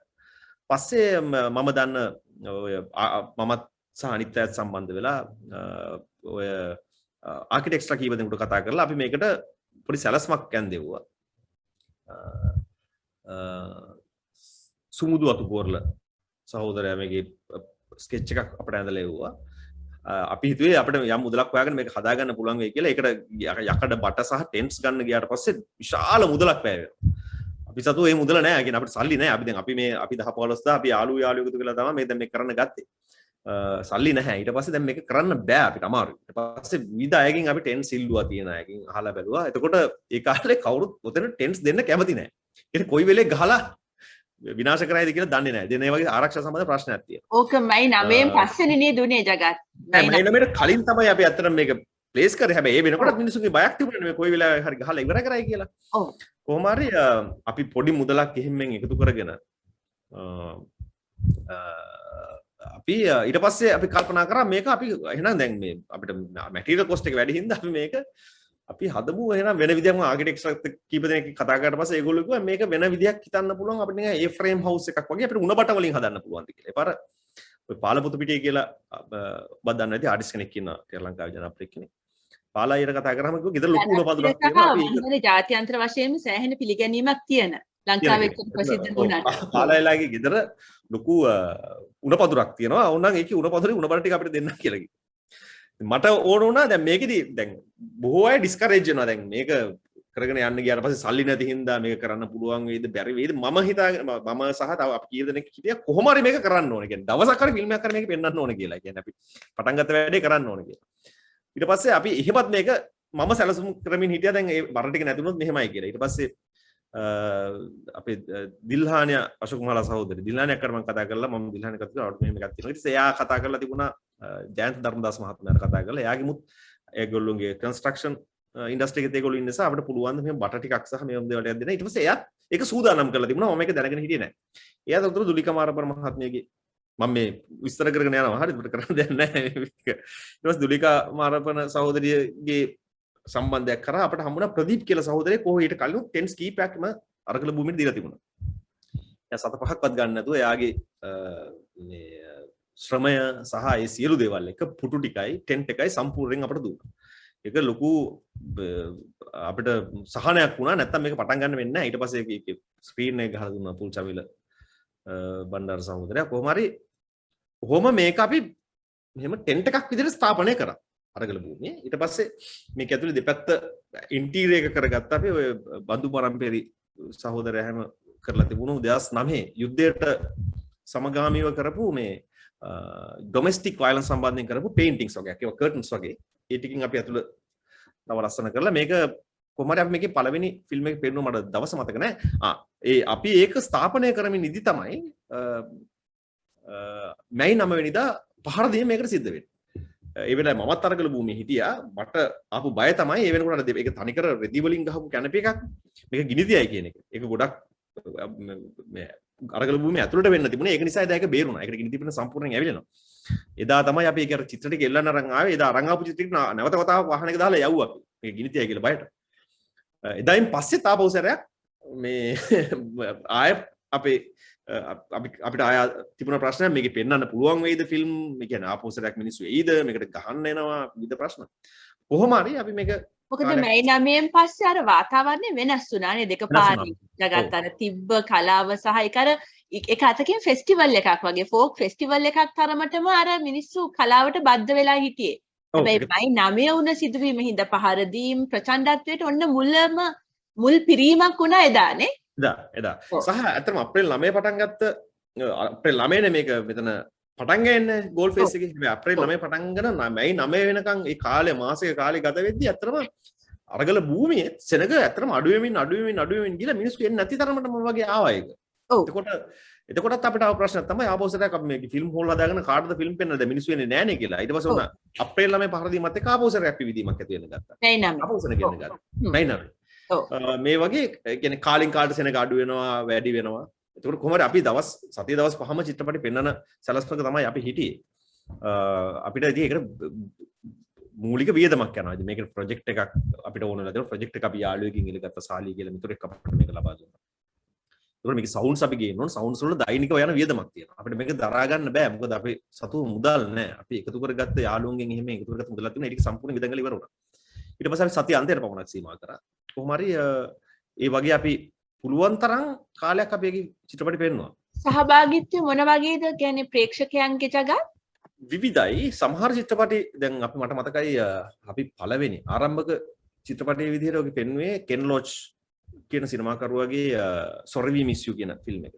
ඒක ටිකක් ඔය ලංකාවේ තියෙන දේශපාලන ආර්ථික අර්බුදයටත් ටිකක් රිලේටඩ් ටොපික් එකක්. ඒකින්ද ඒදාත් එහෙම ඒ වාඩි වුණු සම්පූර්ණ සෙනඟ අවසාන වෙනකම් ෆිල්ම් එක බලන්න හිටියේ නැහැ. හැබැයි ඊට පස්සේ අපිට තේරුණා මෙතන විවිධ අය එනවා මේ චිත්‍රපටි බලන්න. ඒකට විවිධ චිත්‍රපටි මේකේ පෙන්වන්න වෙයි කියලා. ඊට පස්සේ අපි කොහොමද අරගල භූමිය විවිධත්වයේ ප්‍රමුඛ දෙයක්නේ. එක එක කාණ්ඩ හිටිය තැනක්නේ. එතකොට ඒ ප්‍රේක්ෂකයන් උනත් විවිධ වෙන එක සමහරලාට අපේක්ෂිත දෙයක් වෙන්න පුළුවන් නේ. අපිත් එහෙම අපේක්ෂා කරේ නෑ වාඩි වෙන හැමෝම චිත්‍රපටය අවසන් වෙනකම් බලාගෙන ඉන්න ඕන කියලා අපි දාන ෆිල්ම් එක කියන්නේ විද වෙන්න පුළුවන් නේ කෙනාගෙන් කෙනාට තමන්ගේ ඒක මේ චිත්‍රපටයට පස්සේ දේශනයකුත් ගියාද මොන හරි සාකච්ඡාවකුත් වුණාද අපි ගොඩක් වෙලාවට දැන් අපි හැමදාම කරන එකක් තමයි චිත්‍රපටි පෙන්නලා එළියේ එකහාට සමගාමීව සංවාද අපි ගොඩනගා ගන්නවානේ. එතකොට ඒ සංවාදය ඇතුලේ කතා බහ වෙන දේවල් යන්නේ සාමාන්‍ය ප්‍රේක්ෂකයාගේ ඔළුවට උඩින්. ඒ කියන්නේ සිනමාව සම්බන්ධයෙන් යම් දැනුමක් තියෙන ඒක සම්බන්ධයෙන් කීමක් තියෙන අයට ඒ සාකච්ඡාවක හිටියාම රසවත් වුණාට හැබැයි සාමාන්‍ය මිනිසුන්ට ඒක එච්චර මම හිතන්නේ නෑ ඒක අල්ලගෙන ඉඳී කියලා. ඉතින් අපි සාකච්ඡාව වුණේ අපේ අදහස වුණේ අපි එතන එහෙම සාකච්ඡා තියන්න ඕනේ නැහැ. චිත්‍රපටයට කලින් පොඩි ඉන්ට්‍රොඩක්ෂන් එකක් කරමු. ඊට පස්සේ ෆිල්ම් එකක් බලලා ගියාම ඇති මිනිස්සු කියලා. මොකද දැන් ෆිල්ම් එකක් බලන්න ෆිල්ම් හෝල් එකක් නැති කාලෙක සිනමා ශාලාවක් නැති කාලෙක අරලා නැති කාලෙක චිත්‍රපටය බලන්න යන සල්ලි නැති කාලෙක මිනිස්සුන්ට ෆිල්ම් එකක් බලන්න අවකාශයක් තියෙන එක මූලික එහෙම අදහසක් තමයි අපිට තිබුණේ. ඒක අතකින් ජගත් ඔබගේ තරුණම කාලේ ප්‍රතිනිර්මාණයක් කරන්න හැදීම. සමහර ඒක තමයි. ඒ කියන්නේ මට නිතරම හිතිච්ච එකක් තමයි. ඒ කියන්නේ අපිට තිබුණනේ එක්තරා කාලයක සිනමා ශාලාවක් මම ඔය ටිය ගෑස් එක හදන කාලේ අපි කතා කරපේකුත් තමයි අපිට පුළුවන් ද මේ ටිය ගෑස් එක ගම්වලට අරන් යන්න කියලා ඒ සාකච්ඡාව තාමත් තියෙනවා අපි උත්සාහ කරමින් ඉන්නවා. ඒක ඉතින් ඉවර වෙන වැඩක් විදිහට නෙවෙයි පටන් ගත්තේ. අරගල භූමියෙන් සිනමා ශාලාව අයින් වුණාට අපේ අදහසක් තියෙනවා. ඒක අදහස ඒ කියන්නේ අපි හිතපු දෙයක් තමයි මේ මිනිස්සුන්ගේ නැගිටීම මේ ආර්ථික දේශපාලන ප්‍රශ්න වලට උත්තරයක් විදිහට මිනිස්සුන්ගේ නැගිටීමට සමගාමීව සිනමාවට සිනමාකරුවන් විදිහට අපේ ප්‍රවේශයත් අපි වෙනස් කරන්න ඕන කාලයක් ඇවිල්ලා තියෙනවා කියලා. කියන්නේ අපිට සිනමා ශාලාවන් බලාගෙන ඉඳලා කොයිතරම් දුරට තේරුමක් තියෙයිද?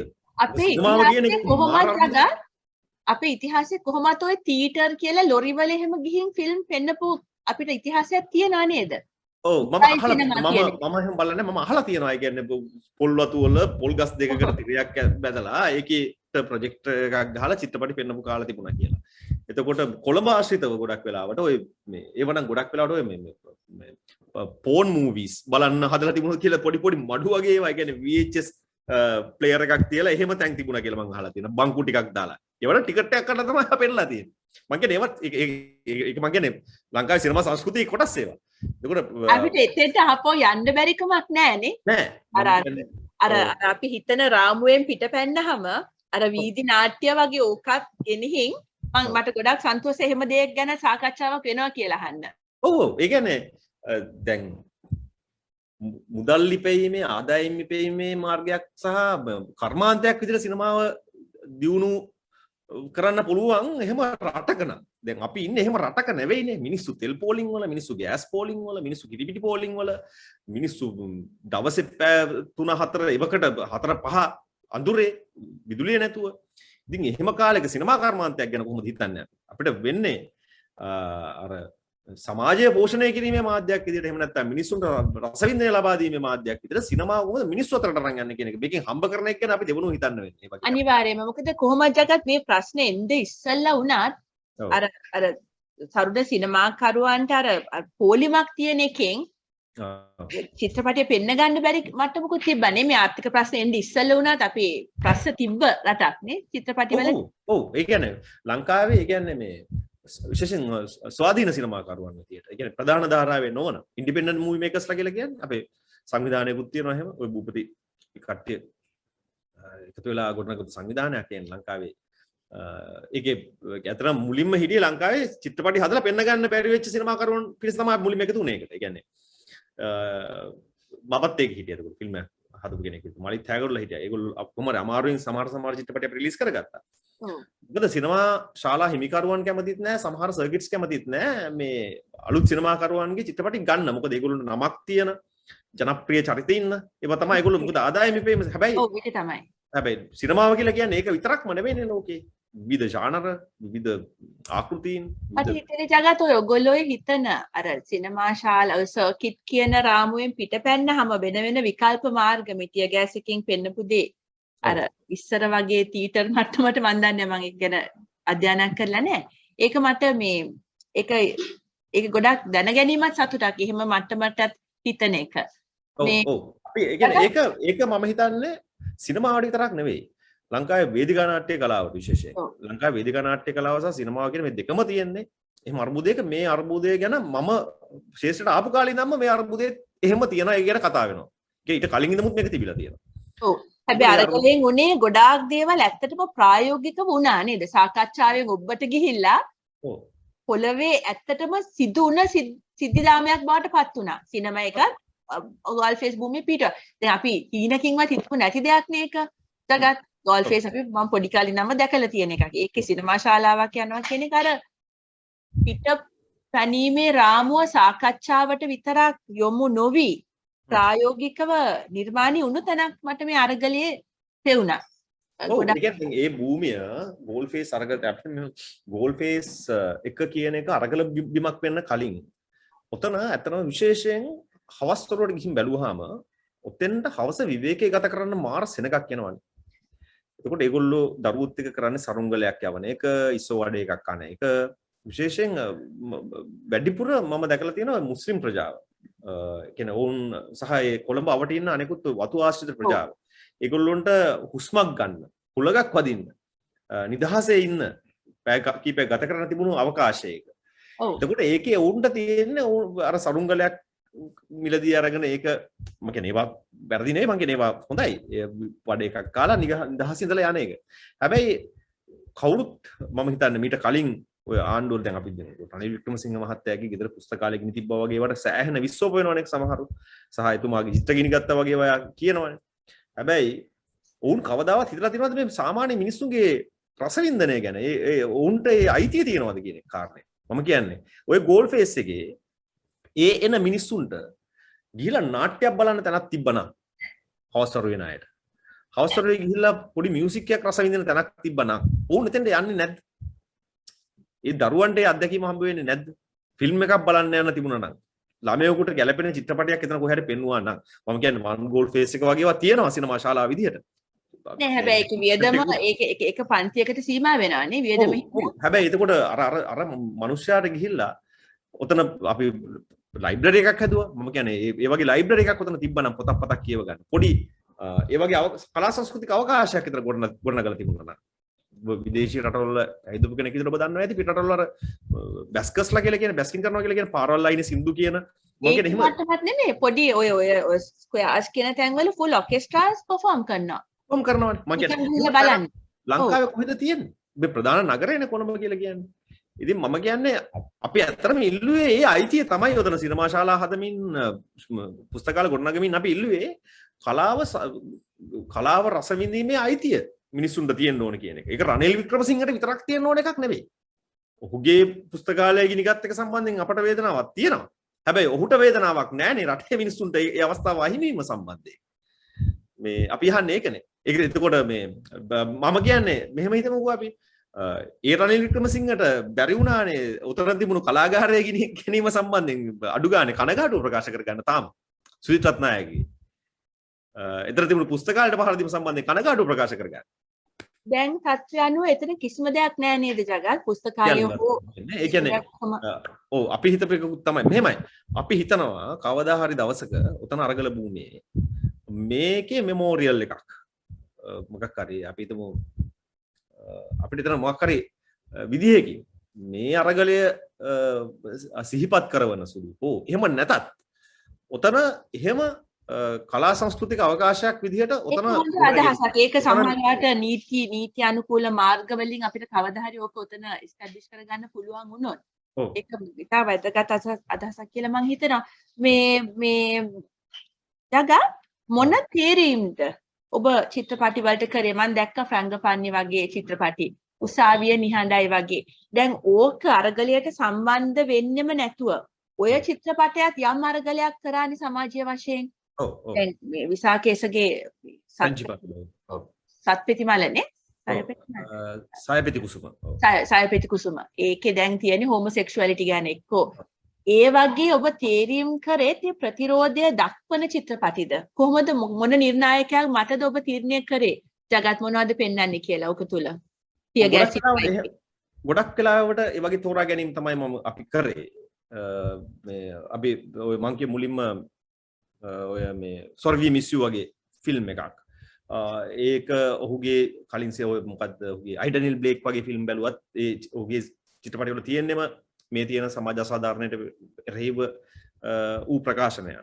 ඒ වගේ ඒවා ෆ්‍රැන්චිපානි වගේ එකක් අපි අතන ගත්තේ උතන මේ අරගල භූමියේ විශාල වැඩ කොටසක් සහ විශාල නියෝජනයක් තිබුණා ඔය LGBTQI කමියුනිටි එකේ. ඒගොල්ලෝගේ ප්‍රයිඩ් පැරඩ් එකත් ඉතාම මේ සාර්ථක වුණානේ. ඔව් ප්‍රයිඩ් මන්ත් එකක් ආවා. එතකොට අපි ඒකත් එතන සලකුණු කරන්න අවශ්‍ය වුණා. මොකද අර මම කලින් කිව්වා වගේ කලා සංස්කෘතික අර ඒ කලාපය වුන් අත්පත් කරගෙන හිටියා වගේම සමහර වෙලාවට අර රාජ්‍ය දෘෂ්ටිවාදය පෝෂණය කිරීමේදී යම් යම් සමාජ කණ්ඩායම් ආන්තිකරණයට ලක් කිරීමත් ඔවුන්ගේ ඒ දේශපාලන බල ව්‍යාපෘතියම කොටසක්. වැඩි අවශ්‍යනේ අපේ වෙන ජනවාර්ගය තාන්තිකරණයට ලක් වෙලානේ තිබ්බේ. ඒකත් යම් දුරකට මැකුණානේ. අර ගලිය තුල. ඔව්. අර ඒ වගේ ප්‍රජාවන් දැන් සමහරව කිව්වනේ උතර කුඩුකාරයෝ ඉන්නවා, ගංජාකාරයෝ ඉන්නවා. විවිධ එහෙම අය ඉන්නවා කියලා. අපි අර කුඩුකාරයා ගංජාකාරයා කියන එක වුණත් අපි ආපෞසරයක් කරන්නේ සමාජ කණ්ඩායමක් ආන්තිකරණයට ලක් කිරීම. මම මුලින් ඉඳන් පෙනී හිටපු කාරණයක් තමයි වුණ්ඩත් මෙතන ඉන්න අයිතිය තියෙනවා කියන එක. මද්‍රව්‍යයට ඇබ්බැහි වීම සමාජයට ඔහුගේ වරදක් නෙවෙයි. ඒකට බලපෑම් ඒකට පසුබිම් වූ තව කාරණා සමාජ දේශපාලන කාරණා ගොඩක් ඇති. ඒකට ඔහුටත් අතර ඉන්න අයිතියක් තියෙනවා කියන එක. එතකොට ඒ වගේ තමයි මම කියන්නේ LGBTQI කමියුනිටි උතන නියෝජනය කරා. එතකොට ඒවා සලකුණු කරමින් අපි යම් සිනමා පාට උතන තිරගත කරා. ඒ වගේම එසේ නොවන අපි දැන් අර මෙහෙම හිතුවත් අපි අර මේ අපි විශ්වාස කරන එහෙම නැත්නම් විශේෂයෙන් සිනමාව හදාරන සිනමාව ඇසුරු කරන සිනමාවත් එක්ක සාකච්ඡාවක් ඉන්න අය බලන්න කැමති චිත්‍රපට විතරක්ම නෙවෙයි ජනප්‍රිය ධාරාවේ චිත්‍රපටි බලන්න කැමති පිරිසකුත් ඉන්නවනේ. ඒතර ඔවුන්ට අසාධාරණයක් වෙන්නත් බෑ. ඒ වගේ අවස්ථාවල අපි පුෂ්පාද රයිස් වගේ ඉන්දියාවේ තිරගත වුණු හරිම ජනප්‍රිය සහ හරි විචිත්‍රවත් චිත්‍රපට ඒ වගේ ෆිල්ම් අපි වෙන්නවා. එතකොට චාලි චැප්ලින්ගේ The Great Dictator වගේ ෆිල්ම් එකක් අපි පෙන්ලා තියෙනවා. ඒ වගේ විවිධ වර්ග ඒවා. ඒ කියන්නේ ඒ චිත්‍රපට තෝරා ගැනීමත් සිද්ධ වුණේ ඒතර අපි අපේ කණ්ඩායම ඇතුලේ විවිධ අය ඒ දවසට තමන් එක චිත්‍රපටයක් තෝරලා තමන් යෝජනා කරනවා. අපි පොඩි ගෲප් එකක් අපි WhatsApp ගෲප් එකක් හදා හිටියා. ඒක ඇතුලේ සාකච්ඡා කරලා තමයි අපි චිත්‍රපටය තෝරගත්තේ. එහෙම තමයි ගොඩක් ඒවා පෙන්වන්නේ අතරම. මේ වෙලාවේ තියෙන වර්ධනය සහ ප්‍රශ්නයක මම ඔබෙන් අහන්නේ අරගලය කොයිබටද කියලා. මොකෝ එක අතකින් ඔබ උත්තරේ දුන්නා. දැන් මේ ක්‍රියාපු සංස්කෘතික ක්‍රියාදාමයන් දිගටම ගෙනියන්නේ මොකෝ ගෝල් ෆේස් කියන්නේ තැනක් විතරයිනේ. ඇත්ත ගෝල් ෆේස් තියෙන්නේ මනස තුලනේ. සාධාරණත්වයේ තුල දැන් එහෙම විශාල තරුණ පිරිස් සංඛ්‍යාවක් නැගිට්ටා. එතකොට ඒ තරුණ පිරිස් මේ කලාව තුලින් මිනිස්සුන්ගේ අර දෘෂ්ටිවාදයට යම් බලපෑමක් කිරීමට තැත් කිරීම මම හිතන්නේ දිගටම සිදු වෙයි. ඒක සිදු වෙන ආකාරය වෙනස් වෙන්න පුළුවන්. මොකද අන්තිමට මේක නීතිය කැඩීමක් නොවේ. සාධාරණත්වයේ උදෙසා කලාව භාවිතා කරන්නේ කොහොමද කියලා අපිට ලස්සනට පෙන්නපු තැනක්. මේ ගොන්ෆෙස් අරගලයේ පොඩි කාරණයක් මම කියන්නම් අපි අර මේ දැන් ඒ ප්‍රතිරෝධය දැක්වීමේ විරෝධය ප්‍රකාශය කිරීමේ දී අපි සිනමා වගේ පාවිච්චි කරනවා වගේම අපි performing artists ලා ගොඩක් වැඩ කරන්නේ මේකේ performers ලා දැන් මේ ඒගොල්ලෝ තමයි අර විවිධ ඇඳුම් මැදගෙන ප්‍රයිඩ් ඩේ එකේ වගේ කරපු ඒ දේවල් තිබුණා. ඊට අමතරව විශේෂයෙන් කල්ල ගුණසේකරලා වගේ අය එතකොට ජෙහාන් ශ්‍රීකාන්ත කටුවා පිටියේ සිට ගෝල් ෆේස් එකට කුරුසයක් අර පර්ෆෝමන්ස් ආර්ට් එකේ උග්‍රම තැනක් වශයෙන් මම ඒක දැක්ක. කුරුසය අරන් ඇවිදීම සහ කලන ඒක මුළු රටම බලන් හිටියානේ ඒ ඇවිදීම. ඔව්. ඒ වගේ ඒ කියන්නේ ඒවා performances විදිහට ඒ අර ප්‍රතිරෝධය දැක්වීමේ නැත්නම් මේකට මේ ඒ සටනේ කොටසක් විදිහට ඒක ගේනවනේ ඉස්සරහට. ඒවා performances විදිහට තමයි ඒවා උනේ. එතකොට දැන් ඔය මෑතක දැන් ඔය මේ මර්ධන ක්‍රියාවලියේ යම් දේවල් සිද්ධ වෙනවනේ. අර මේ ජනාධිපති මන්ත්‍රිය අතන ෆ්‍රිජ් එකේ තිබුණු විස්කි බෝතලේ අරගෙන බිව්වා කියලා තරුණයෙක් අරන් යනවා උසාවියට. එහෙම නැත්නම් ඔහුගේ කොඩිය ඇඳගෙන ගියා කියලා. ජනාධිපති කොඩිය ඉනේ ඇඳගෙන ගියා කියලා. මමත් දැකලා තියෙන මටත් හම්බෙලා තියෙන තරුණ රාත්‍රී කාලවල සමහරලාට අර ඒ කියන්නේ වගේ දේවල්. එතකොට එහෙම නැත්නම් ඔහුගේ ඇඳේ නිදා ගැනීම. නැත්නම් අර පූල් එකේ නෑම. මේ වගේ දේවල් තියෙනවනේ. අපි ඒව කරේ නෑ. හැබැයි කරව පිටසක් හිටියනේ. මම කියන්නේ ඒවා මේ ප්‍රතිවිරෝධය දැක්වීමේ performances කියලා මම කියන්නේ. ඒ කියන්නේ ජනාධිපතිගේ කොඩිය ඉනට ඇඳගෙන යනවා කියලා කියන්නේ ඒ දූරය සම්බන්ධයෙන් සොසයිටි එකේ තිබුණු ප්‍රතිවිරෝධය දැක්වීමක් තමයි ඒක. ඒතවා කානිවල් කියන concept එක අහලා තියෙනවනේ නේ කානිවලස් කියන ඔය මම හිතන්නේ බ්‍රසීලියේද කොහෙද කානිවල් කියන්නේ එක මුළු මම හිතන්නේ ෆෙස්ටිවල් එකක් ඒකේ සියලු දේම උඩ යටිකුරු කරනවා. ඒ කියන්නේ බොස්ට hina වෙන්න පුළුවන් සේවකයාට සාමාන්‍ය සමාජයේ කරන්න බැරි දේවල් කරන කාලයක් ඔෆිෂියලි දෙනවා. ඔව්. මම ගොඩක් විට ඔය කාලේ ඔය කානිවල් කියන අපි කියන කානිවල් නෙමෙයි ඔය මෙරිගෝ රවුන්ඩ් යන කානිවල් නෙමෙයි. ඔය කානිවල් සංකල්පය අඳුම් දැන් පිරිමේක් ගැහණියෙක් විදිහට අදින්න පුළුවන්. අර සමාජයේ තියෙන සියලුම සම්ප්‍රදාය උඩු යටි කරන කාලයක් එනවා ඔෆිෂියලි. ඔෆිෂියලි. හරි. මේක මම කියන්නේ ඒක ඒ අවස්ථාව මිනිස්සු ගැනීමක් මම කියන්නේ. ඒ කියන්නේ අර පූල් එකේ සබන් ගාලා නානවා කියලා කියන්නේ ඒ කියන්නේ ඒ තියෙන සිස්ටම් එකට චැලෙන්ජ් කිරීමක් කියලා මම කියන්නේ. ඒක performances. කියන්නේ ඔවුන් මම කියන්නේ නිර්මාණශීලීම අරගල කරු කියලා මම විශ්වාස කරනවා. ඒ කියන්නේ අර ඔහුගේ ගස් ලැබු බෑයක් ෆ්‍රිජ් එකෙන් අරන් ප්‍රසිද්ධියේ කනවා කියලා කියන්නේ ඒක performance එකක්. ඒ වුණාට දැන් එතන තියෙන නීතිමය ප්‍රශ්න හින්දා ඕනම නීතිමය ප්‍රශ්න මම කියන්නේ මේ නීතියට අභියෝග කිරීමම තමයි මේ අරගලයේ ස්වභාවය උනේ. මම කියන්නේ අපි ටියර් ගෑස් එක ලයිබ්‍රරි එක සහ උතන මේ කූඩරම් ගහගෙන පදිංචි වීමම එක්තරා විදිහක මම දන්නේ ඒ නීතියට අභියෝග කිරීම. නීතියට අභියෝග කරමින්ම තමයි මිනිස්සු පාරට බැස්සෙන්නේ. ඔව්. හදිසි නීතිය ඇද නීතිය මේ සියලු දේවල් අභියෝග කරමින්. ඒක නිසා තමයි ඒක යම් ජයග්‍රහණයක් කරා ගියේ. ඒ කාලේ හදිසි නීතිය තිබ්බේ නෑ නේද? යම් කාලවල පැනෙව්වා නැවත ඉවත් කරා හදිසි නීතිය දැම්ම ඇද නීතිය දැම්ම විවිධ විදිහට ඒක උනේ. ඔව්.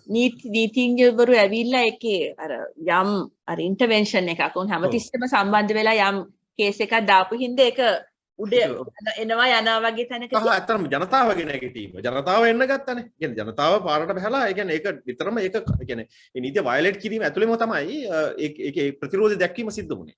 සිද්ධ වුනේ. මේ එතන තියෙන performance art එක කියන්නේ පුදුමයි ඒ දවස්වල සමාජ මාධ්‍යනේ ගොඩක්ම ඕක ගියේ රූපවාහිනී වලට වඩා වැඩිය අර කානිවල් කියන එක ඇත්ත වශයෙන්ම ඇත්ත විදිහටම වෙන ගෝලීය මොහොතක් කියලා මට ඒ වෙලාව හිතුණා. මේක පියුන එක දැනුත් කියන්නේ දැන් සරියල් මට්ටමට ගිහිල්ලා බියර් වීදුරුව ගත්ත එක්කෙනා හිරේ දාන්න හොයනවා. අන්න ඒ වගේ කියන්නේ තාම අපි පුදුම නාට්‍යයක ඉන්නේ කියන එක දැන් තියන්නේ අර ඇබ්සර්ඩිසම් මට්ටමට ඇවිල්ලා. ඒක තමයි ආපෞසරයක් දැන් අර සමාජගත කරන්න හදනවා කියන අපරාධකරුවන් ලෙස වුන් මරණ වුණ අපරාධකරුවන් විදිහට පේන්නේ නැහැ. ඒ කියන්නේ ඒ ප්‍රතිරෝධය දැක්වීමේ අර මම කලින් කිව්වා වගේ ඒ performance එකේ කෑ කොටසක් ඒගොල්ලෝ මේ විරෝධයේ ප්‍රධාන පාර්ශවකරුවන් සහ මේ සක්‍රීය දායකත්වයේ සපයපු සහ සොසයිටි එකට හොඳ මෙසේජ් එකක් අරන් ගිය අය. ඒ වගේ කිසිම විදියකින් ඔබ හිතනවාද ඒකේ ප්‍රචණ්ඩත්වය තිබුණා කියලා? මම කියන්නේ ජනාධිපතිගේ කොඩියේ නේදගෙන යන එකේ ප්‍රචණ්ඩත්වයක් තිබුණාද? මම කියන්නේ ෆ්‍රිජ් එකේ තිබුණු ගස් ලැබුව වැය ගන්න එකේ ප්‍රචණ්ඩත්වය මම හිතන්නේ මේ ජගත් සාකච්ඡා විය යුත්තේ සහ වුන් බය වුණේ සමහර බය වෙලා ඉන්නේ තාම හොයනවනේ කට්ටියව බියර් විදුර කවුද ගත්තේ වගේ ඒවා ගොඩාක් බලය රැඳී තියන්නේ performance එකකනේ. ඒ කියන්නේ දැන් උපාධි ප්‍රදානෝත්සවේ හිතන්න කොච්චර රජ කාලේ මට්ටමටම ගිහිල්ලා ඒව ලෝගෝ ඇඳගෙන ඒකේ තියෙන ගැඹීරත්වය එන්නේ performance එකේ. දැන් ඔය performance එකම රිඩිකියුල් කරාම අරකේ තියෙන තත්ත්වයක් බහිනවනේ. දැන් පරිපෙන්තොට තියෙන බය ඒකයි. අර බලය කියන එක මේ මෙතෙන්ට අඩියක් ගහන්නවත් බෑ කියන ප්‍රතිරූපේනේ බිඳුනේ. ඔව්. දැන් ඒ ප්‍රතිරූපය බිඳීම භයානකත්වය. එක පාරින් දන්නවා පාලනය. ඔය වගේ තමයි. ඒක ඒගොල්ලෝ දැනෙනවා. දැනෙනවා. ඉතින් ඒක හින්දා අර performance එකට වරද්දක් මේක විශාල වරද්දක් කියලා කියන්න අවශ්‍යනේ. නැත්තම් අර ගැඹිරත්වය ආයෙ එන්න බෑනේ. ඉතින් ඔය නාට්‍යකරණය මේ ඔක්කොම එක්ස්ප්ලেইন කරන්න පුළුවන්. මේ ඔක්කොම විස්තර කරන්න පුළුවන්. මොකද අපේ බලය කියන එක 50%ක්ම performance නේ. ජගත් යුනිෆෝම් එක හැසිරෙන විදිහ කතා කරන විලාශය දැන් නීතිය වුණාත් එතනත් performance එකන්නේ විග් එක දාන එක භාෂාව හරි අමාරුයි සාමාන්‍ය කෙනෙක්ට තේරෙන්නේ නැහැ. එතකොට අර සමහර දේවල් සමාජයේ පවතින්නේ අපි ඒක දාලා තියෙන මට්ටම උඩ මට්ටම හින්දා. ඒකට තර්ජනයක් වුණා මං හිතන්නේ ඔයා මේ කියපු performance. ඔව් ඒ කියන්නේ අර සුද්ධ වස්තුන් විදිහට සලකපු දේවල්. එහෙම නැත්නම් මොකද්ද හරිම ගෞරවනීය ස්ථානවල තියෙන දේවල් සතුටුකලින් බිමට ගෙනාවා. ඔව් ඔව්. ගාම්භීරත්වය සම්පූර්ණයෙන්ම විනාශ කරන්න පුළුවන් වුණා සමහර performances වලට. ඊට පස්සේ ඒක නැවත ගොඩනැගීමේදී සමහර ඒවා අපිට කියවනකොට අර absurdism මට්ටමට ගිහිල්ලා. ඒ කියන්නේ අයන් එක මම කියන්නේ සහෝදරය දැන් අපිට රනිල් වික්‍රමසිංහට කියන්න මම කියන්නේ මෙසේජ් එකක් විතර දෙනවා නෙවෙයි යාට. එයා සම්බන්ධයෙන් අපි කතා කරොත් එයා දැන් අපි සොසයිටි එකේ තිබුණානේ එයා මාර ටේස්ට් එකක් තියෙන මිනිස්සෙක් එයා චිත්‍ර ආර්ට් කලෙක්ටර් කෙනෙක්. එයාට ලයිබ්‍රරි එකක් තිබුණා වගේ දේවල්. එහෙම එකක්. හැබැයි ඔහුට මේක තේරෙන්නේ නැහැ.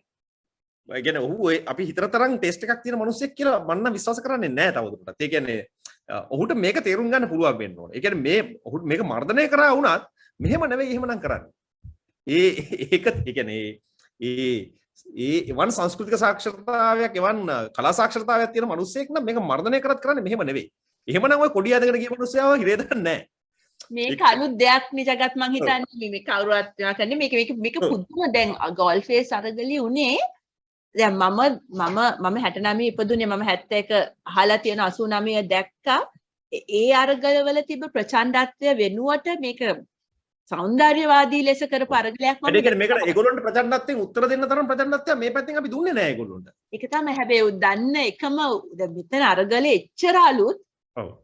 අලුත් හරියටම හරියට. මර්ධනය අලුත් වෙලා නැහැ. අලුත් වෙලා නැහැ. ඒ කියන්නේ මේකට උත්තර දෙන්න තරම් ඒගොල්ලෝගේ මර්ධන ක්‍රමවේදයක් ඒගොල්ලෝ දන්නේ නැහැ. එතන තියෙන නිර්මාණශීලීත්වයට අඩුයි කියලා මට සෑහෙන හිතෙනවා. ඉතින් අපි දන්නවා මේ පැත්තේ ඉන්න කට්ටිය. ළඟත් මට මේ බොහොම ස්තුතියි. ඔබ දුන්න දේවල් වලින් එක ඉතිහාසයක් ලියුන්නේ හැබැයි ડોකියුමන්ට් වෙනවා. මේ මාධ්‍ය තුලින්. මොකද ඔය දැන් ඔබ කියපු ඔබේ පෞද්ගලික ජීවිත ඉතිහාසයත් ඔබ කිව්වනේ. ජගත් ඔබ තාම ඉන්නවනේ. ආයි ෆ්‍රීස් වෙලා මේ ඒ පෞද්ගලික ජීවිතයන් එකතු වුණාම විශාල අපි සාමාන්‍යයෙන් කියවන්න නැති ඉතිහාසයක් ගොඩ නැගෙනවා. ඒක ડોකියුමන්ට් කරන එක ඉතා වැදගත්. දැන් ડોකියුමන්ට් 2022 ලිඛිතව සමාවෙන්න මට ඇහෙන්නේ නැතුව ගියා. ඔව්. අන්තිමට ගැහුන්නේ නැහැ. නෑ ජගත් දැන් මං හිතන්නේ ඒක හරි දැන් හරි. වෙනවද දැන් බලමු. මොකද මම ඇත්තටම ඔබට ස්තුති කරලා අවසන් කරන්න හැදුවේ. ඔකේ. පොඩ් වෙනවා නම් හොඳයි. නැත්නම් මම අර අතරින්ම ගන්නම්. ඔබට ස්තුති කරන්න හැදුවේ මෙහෙම කියලා. මේ ඉතිහාසය කියන්නේ ගොඩක් විට මහා ඉතිහාසයක් නේ. ඔබ වගේ පෞද්ගලික ඉතිහාසයක් කීම ඉතා වැදගත්. ඒක ડોකියුමන්ට් වෙන එකත් වැදගත්. මොකද කවදා හරි මේ ලියන ඉතිහාසය ලියන්නේ කවුද කියලා අපි දන්නේ නැහැ. මොකද අරගලයේ කියන එක තාම කොහේ ආයිද කොහේ ඉවර වෙයිද ඉවර වෙලාද ඊට පස්සේ මොකද්ද වෙන්නේ කියන එක අපි දෙන්නම දන්නේ නැහැ. ඉතින් මේ වගේ ඔබගේ පෞද්ගලික ඉතිහාස කතාව කියන එක වැදගත්. කිව්වට බොහොම ස්තුතියි ජගත් සහ ඒකෙන් අපි සමහර සමාජ සංදර්භ ගැනත් කතිකාවක් ඇති වුණා අපි දෙන්න අතර. තරුණායට යන්න මාර්ගයක් තියෙනවාද? එතකොට මොකද වෙන්නේ? ඒතර සමාජ සිනමාව වගේ එකකින් කොච්චර දේවල් කරන්න පුළුවන්ද කියන කතිකාවක් ඇති වුණා. එතකොට මට ඉතුරුලා තියෙන ඔබට බොහොම ස්තුතියි කියන්න විතරයි. ඔබගේ කාලයට දැනුමට මේ අතරමැදියාවට ආවට මම ඔබට ගොඩාක් ස්තුතිවන්ත වෙනවා. Thank you. මේ මමත් කැමති හරිම කැමතියි මේ අර මෙමරීස් රෙකෝඩ් කරලා තියෙන එක මෙමරීස් ආකයිව් කරන එක ඒක වෙනවා නම් ඉතාම වටිනවා. මොකද අර නැත්තම් අර ඔබ කිව්වා වගේ ඉතිහාසය තවත් කෙනෙක්ට ඕන විදිහට ලියනවා ඇරෙන්න. ඒවා ඔවුන්ගේ පර්ස්පෙක්ටිව් එකකින් රෙකෝඩ් වෙලා නැහැ කොහෙවත්. ඉතින් මේක හරි වටින වැඩක්. ඉතින් බොහොම ස්තුතියි මధుභාෂිනී ඔබට මාව මේ සාකච්ඡාවට සම්බන්ධ කර ගැනීම ගැන ස්තුතියි. හරි ජගත් සියලු දේම ඔබට සාර්ථක කලාකරුවෙක් වශයෙන් ඉදිරියට යන්න පුළුවන් වෙයි කියලා මගේ බලාපොරොත්තුත් එක්කම මම අවසන් කරන්න. බොහොම ස්තුතියි. ජය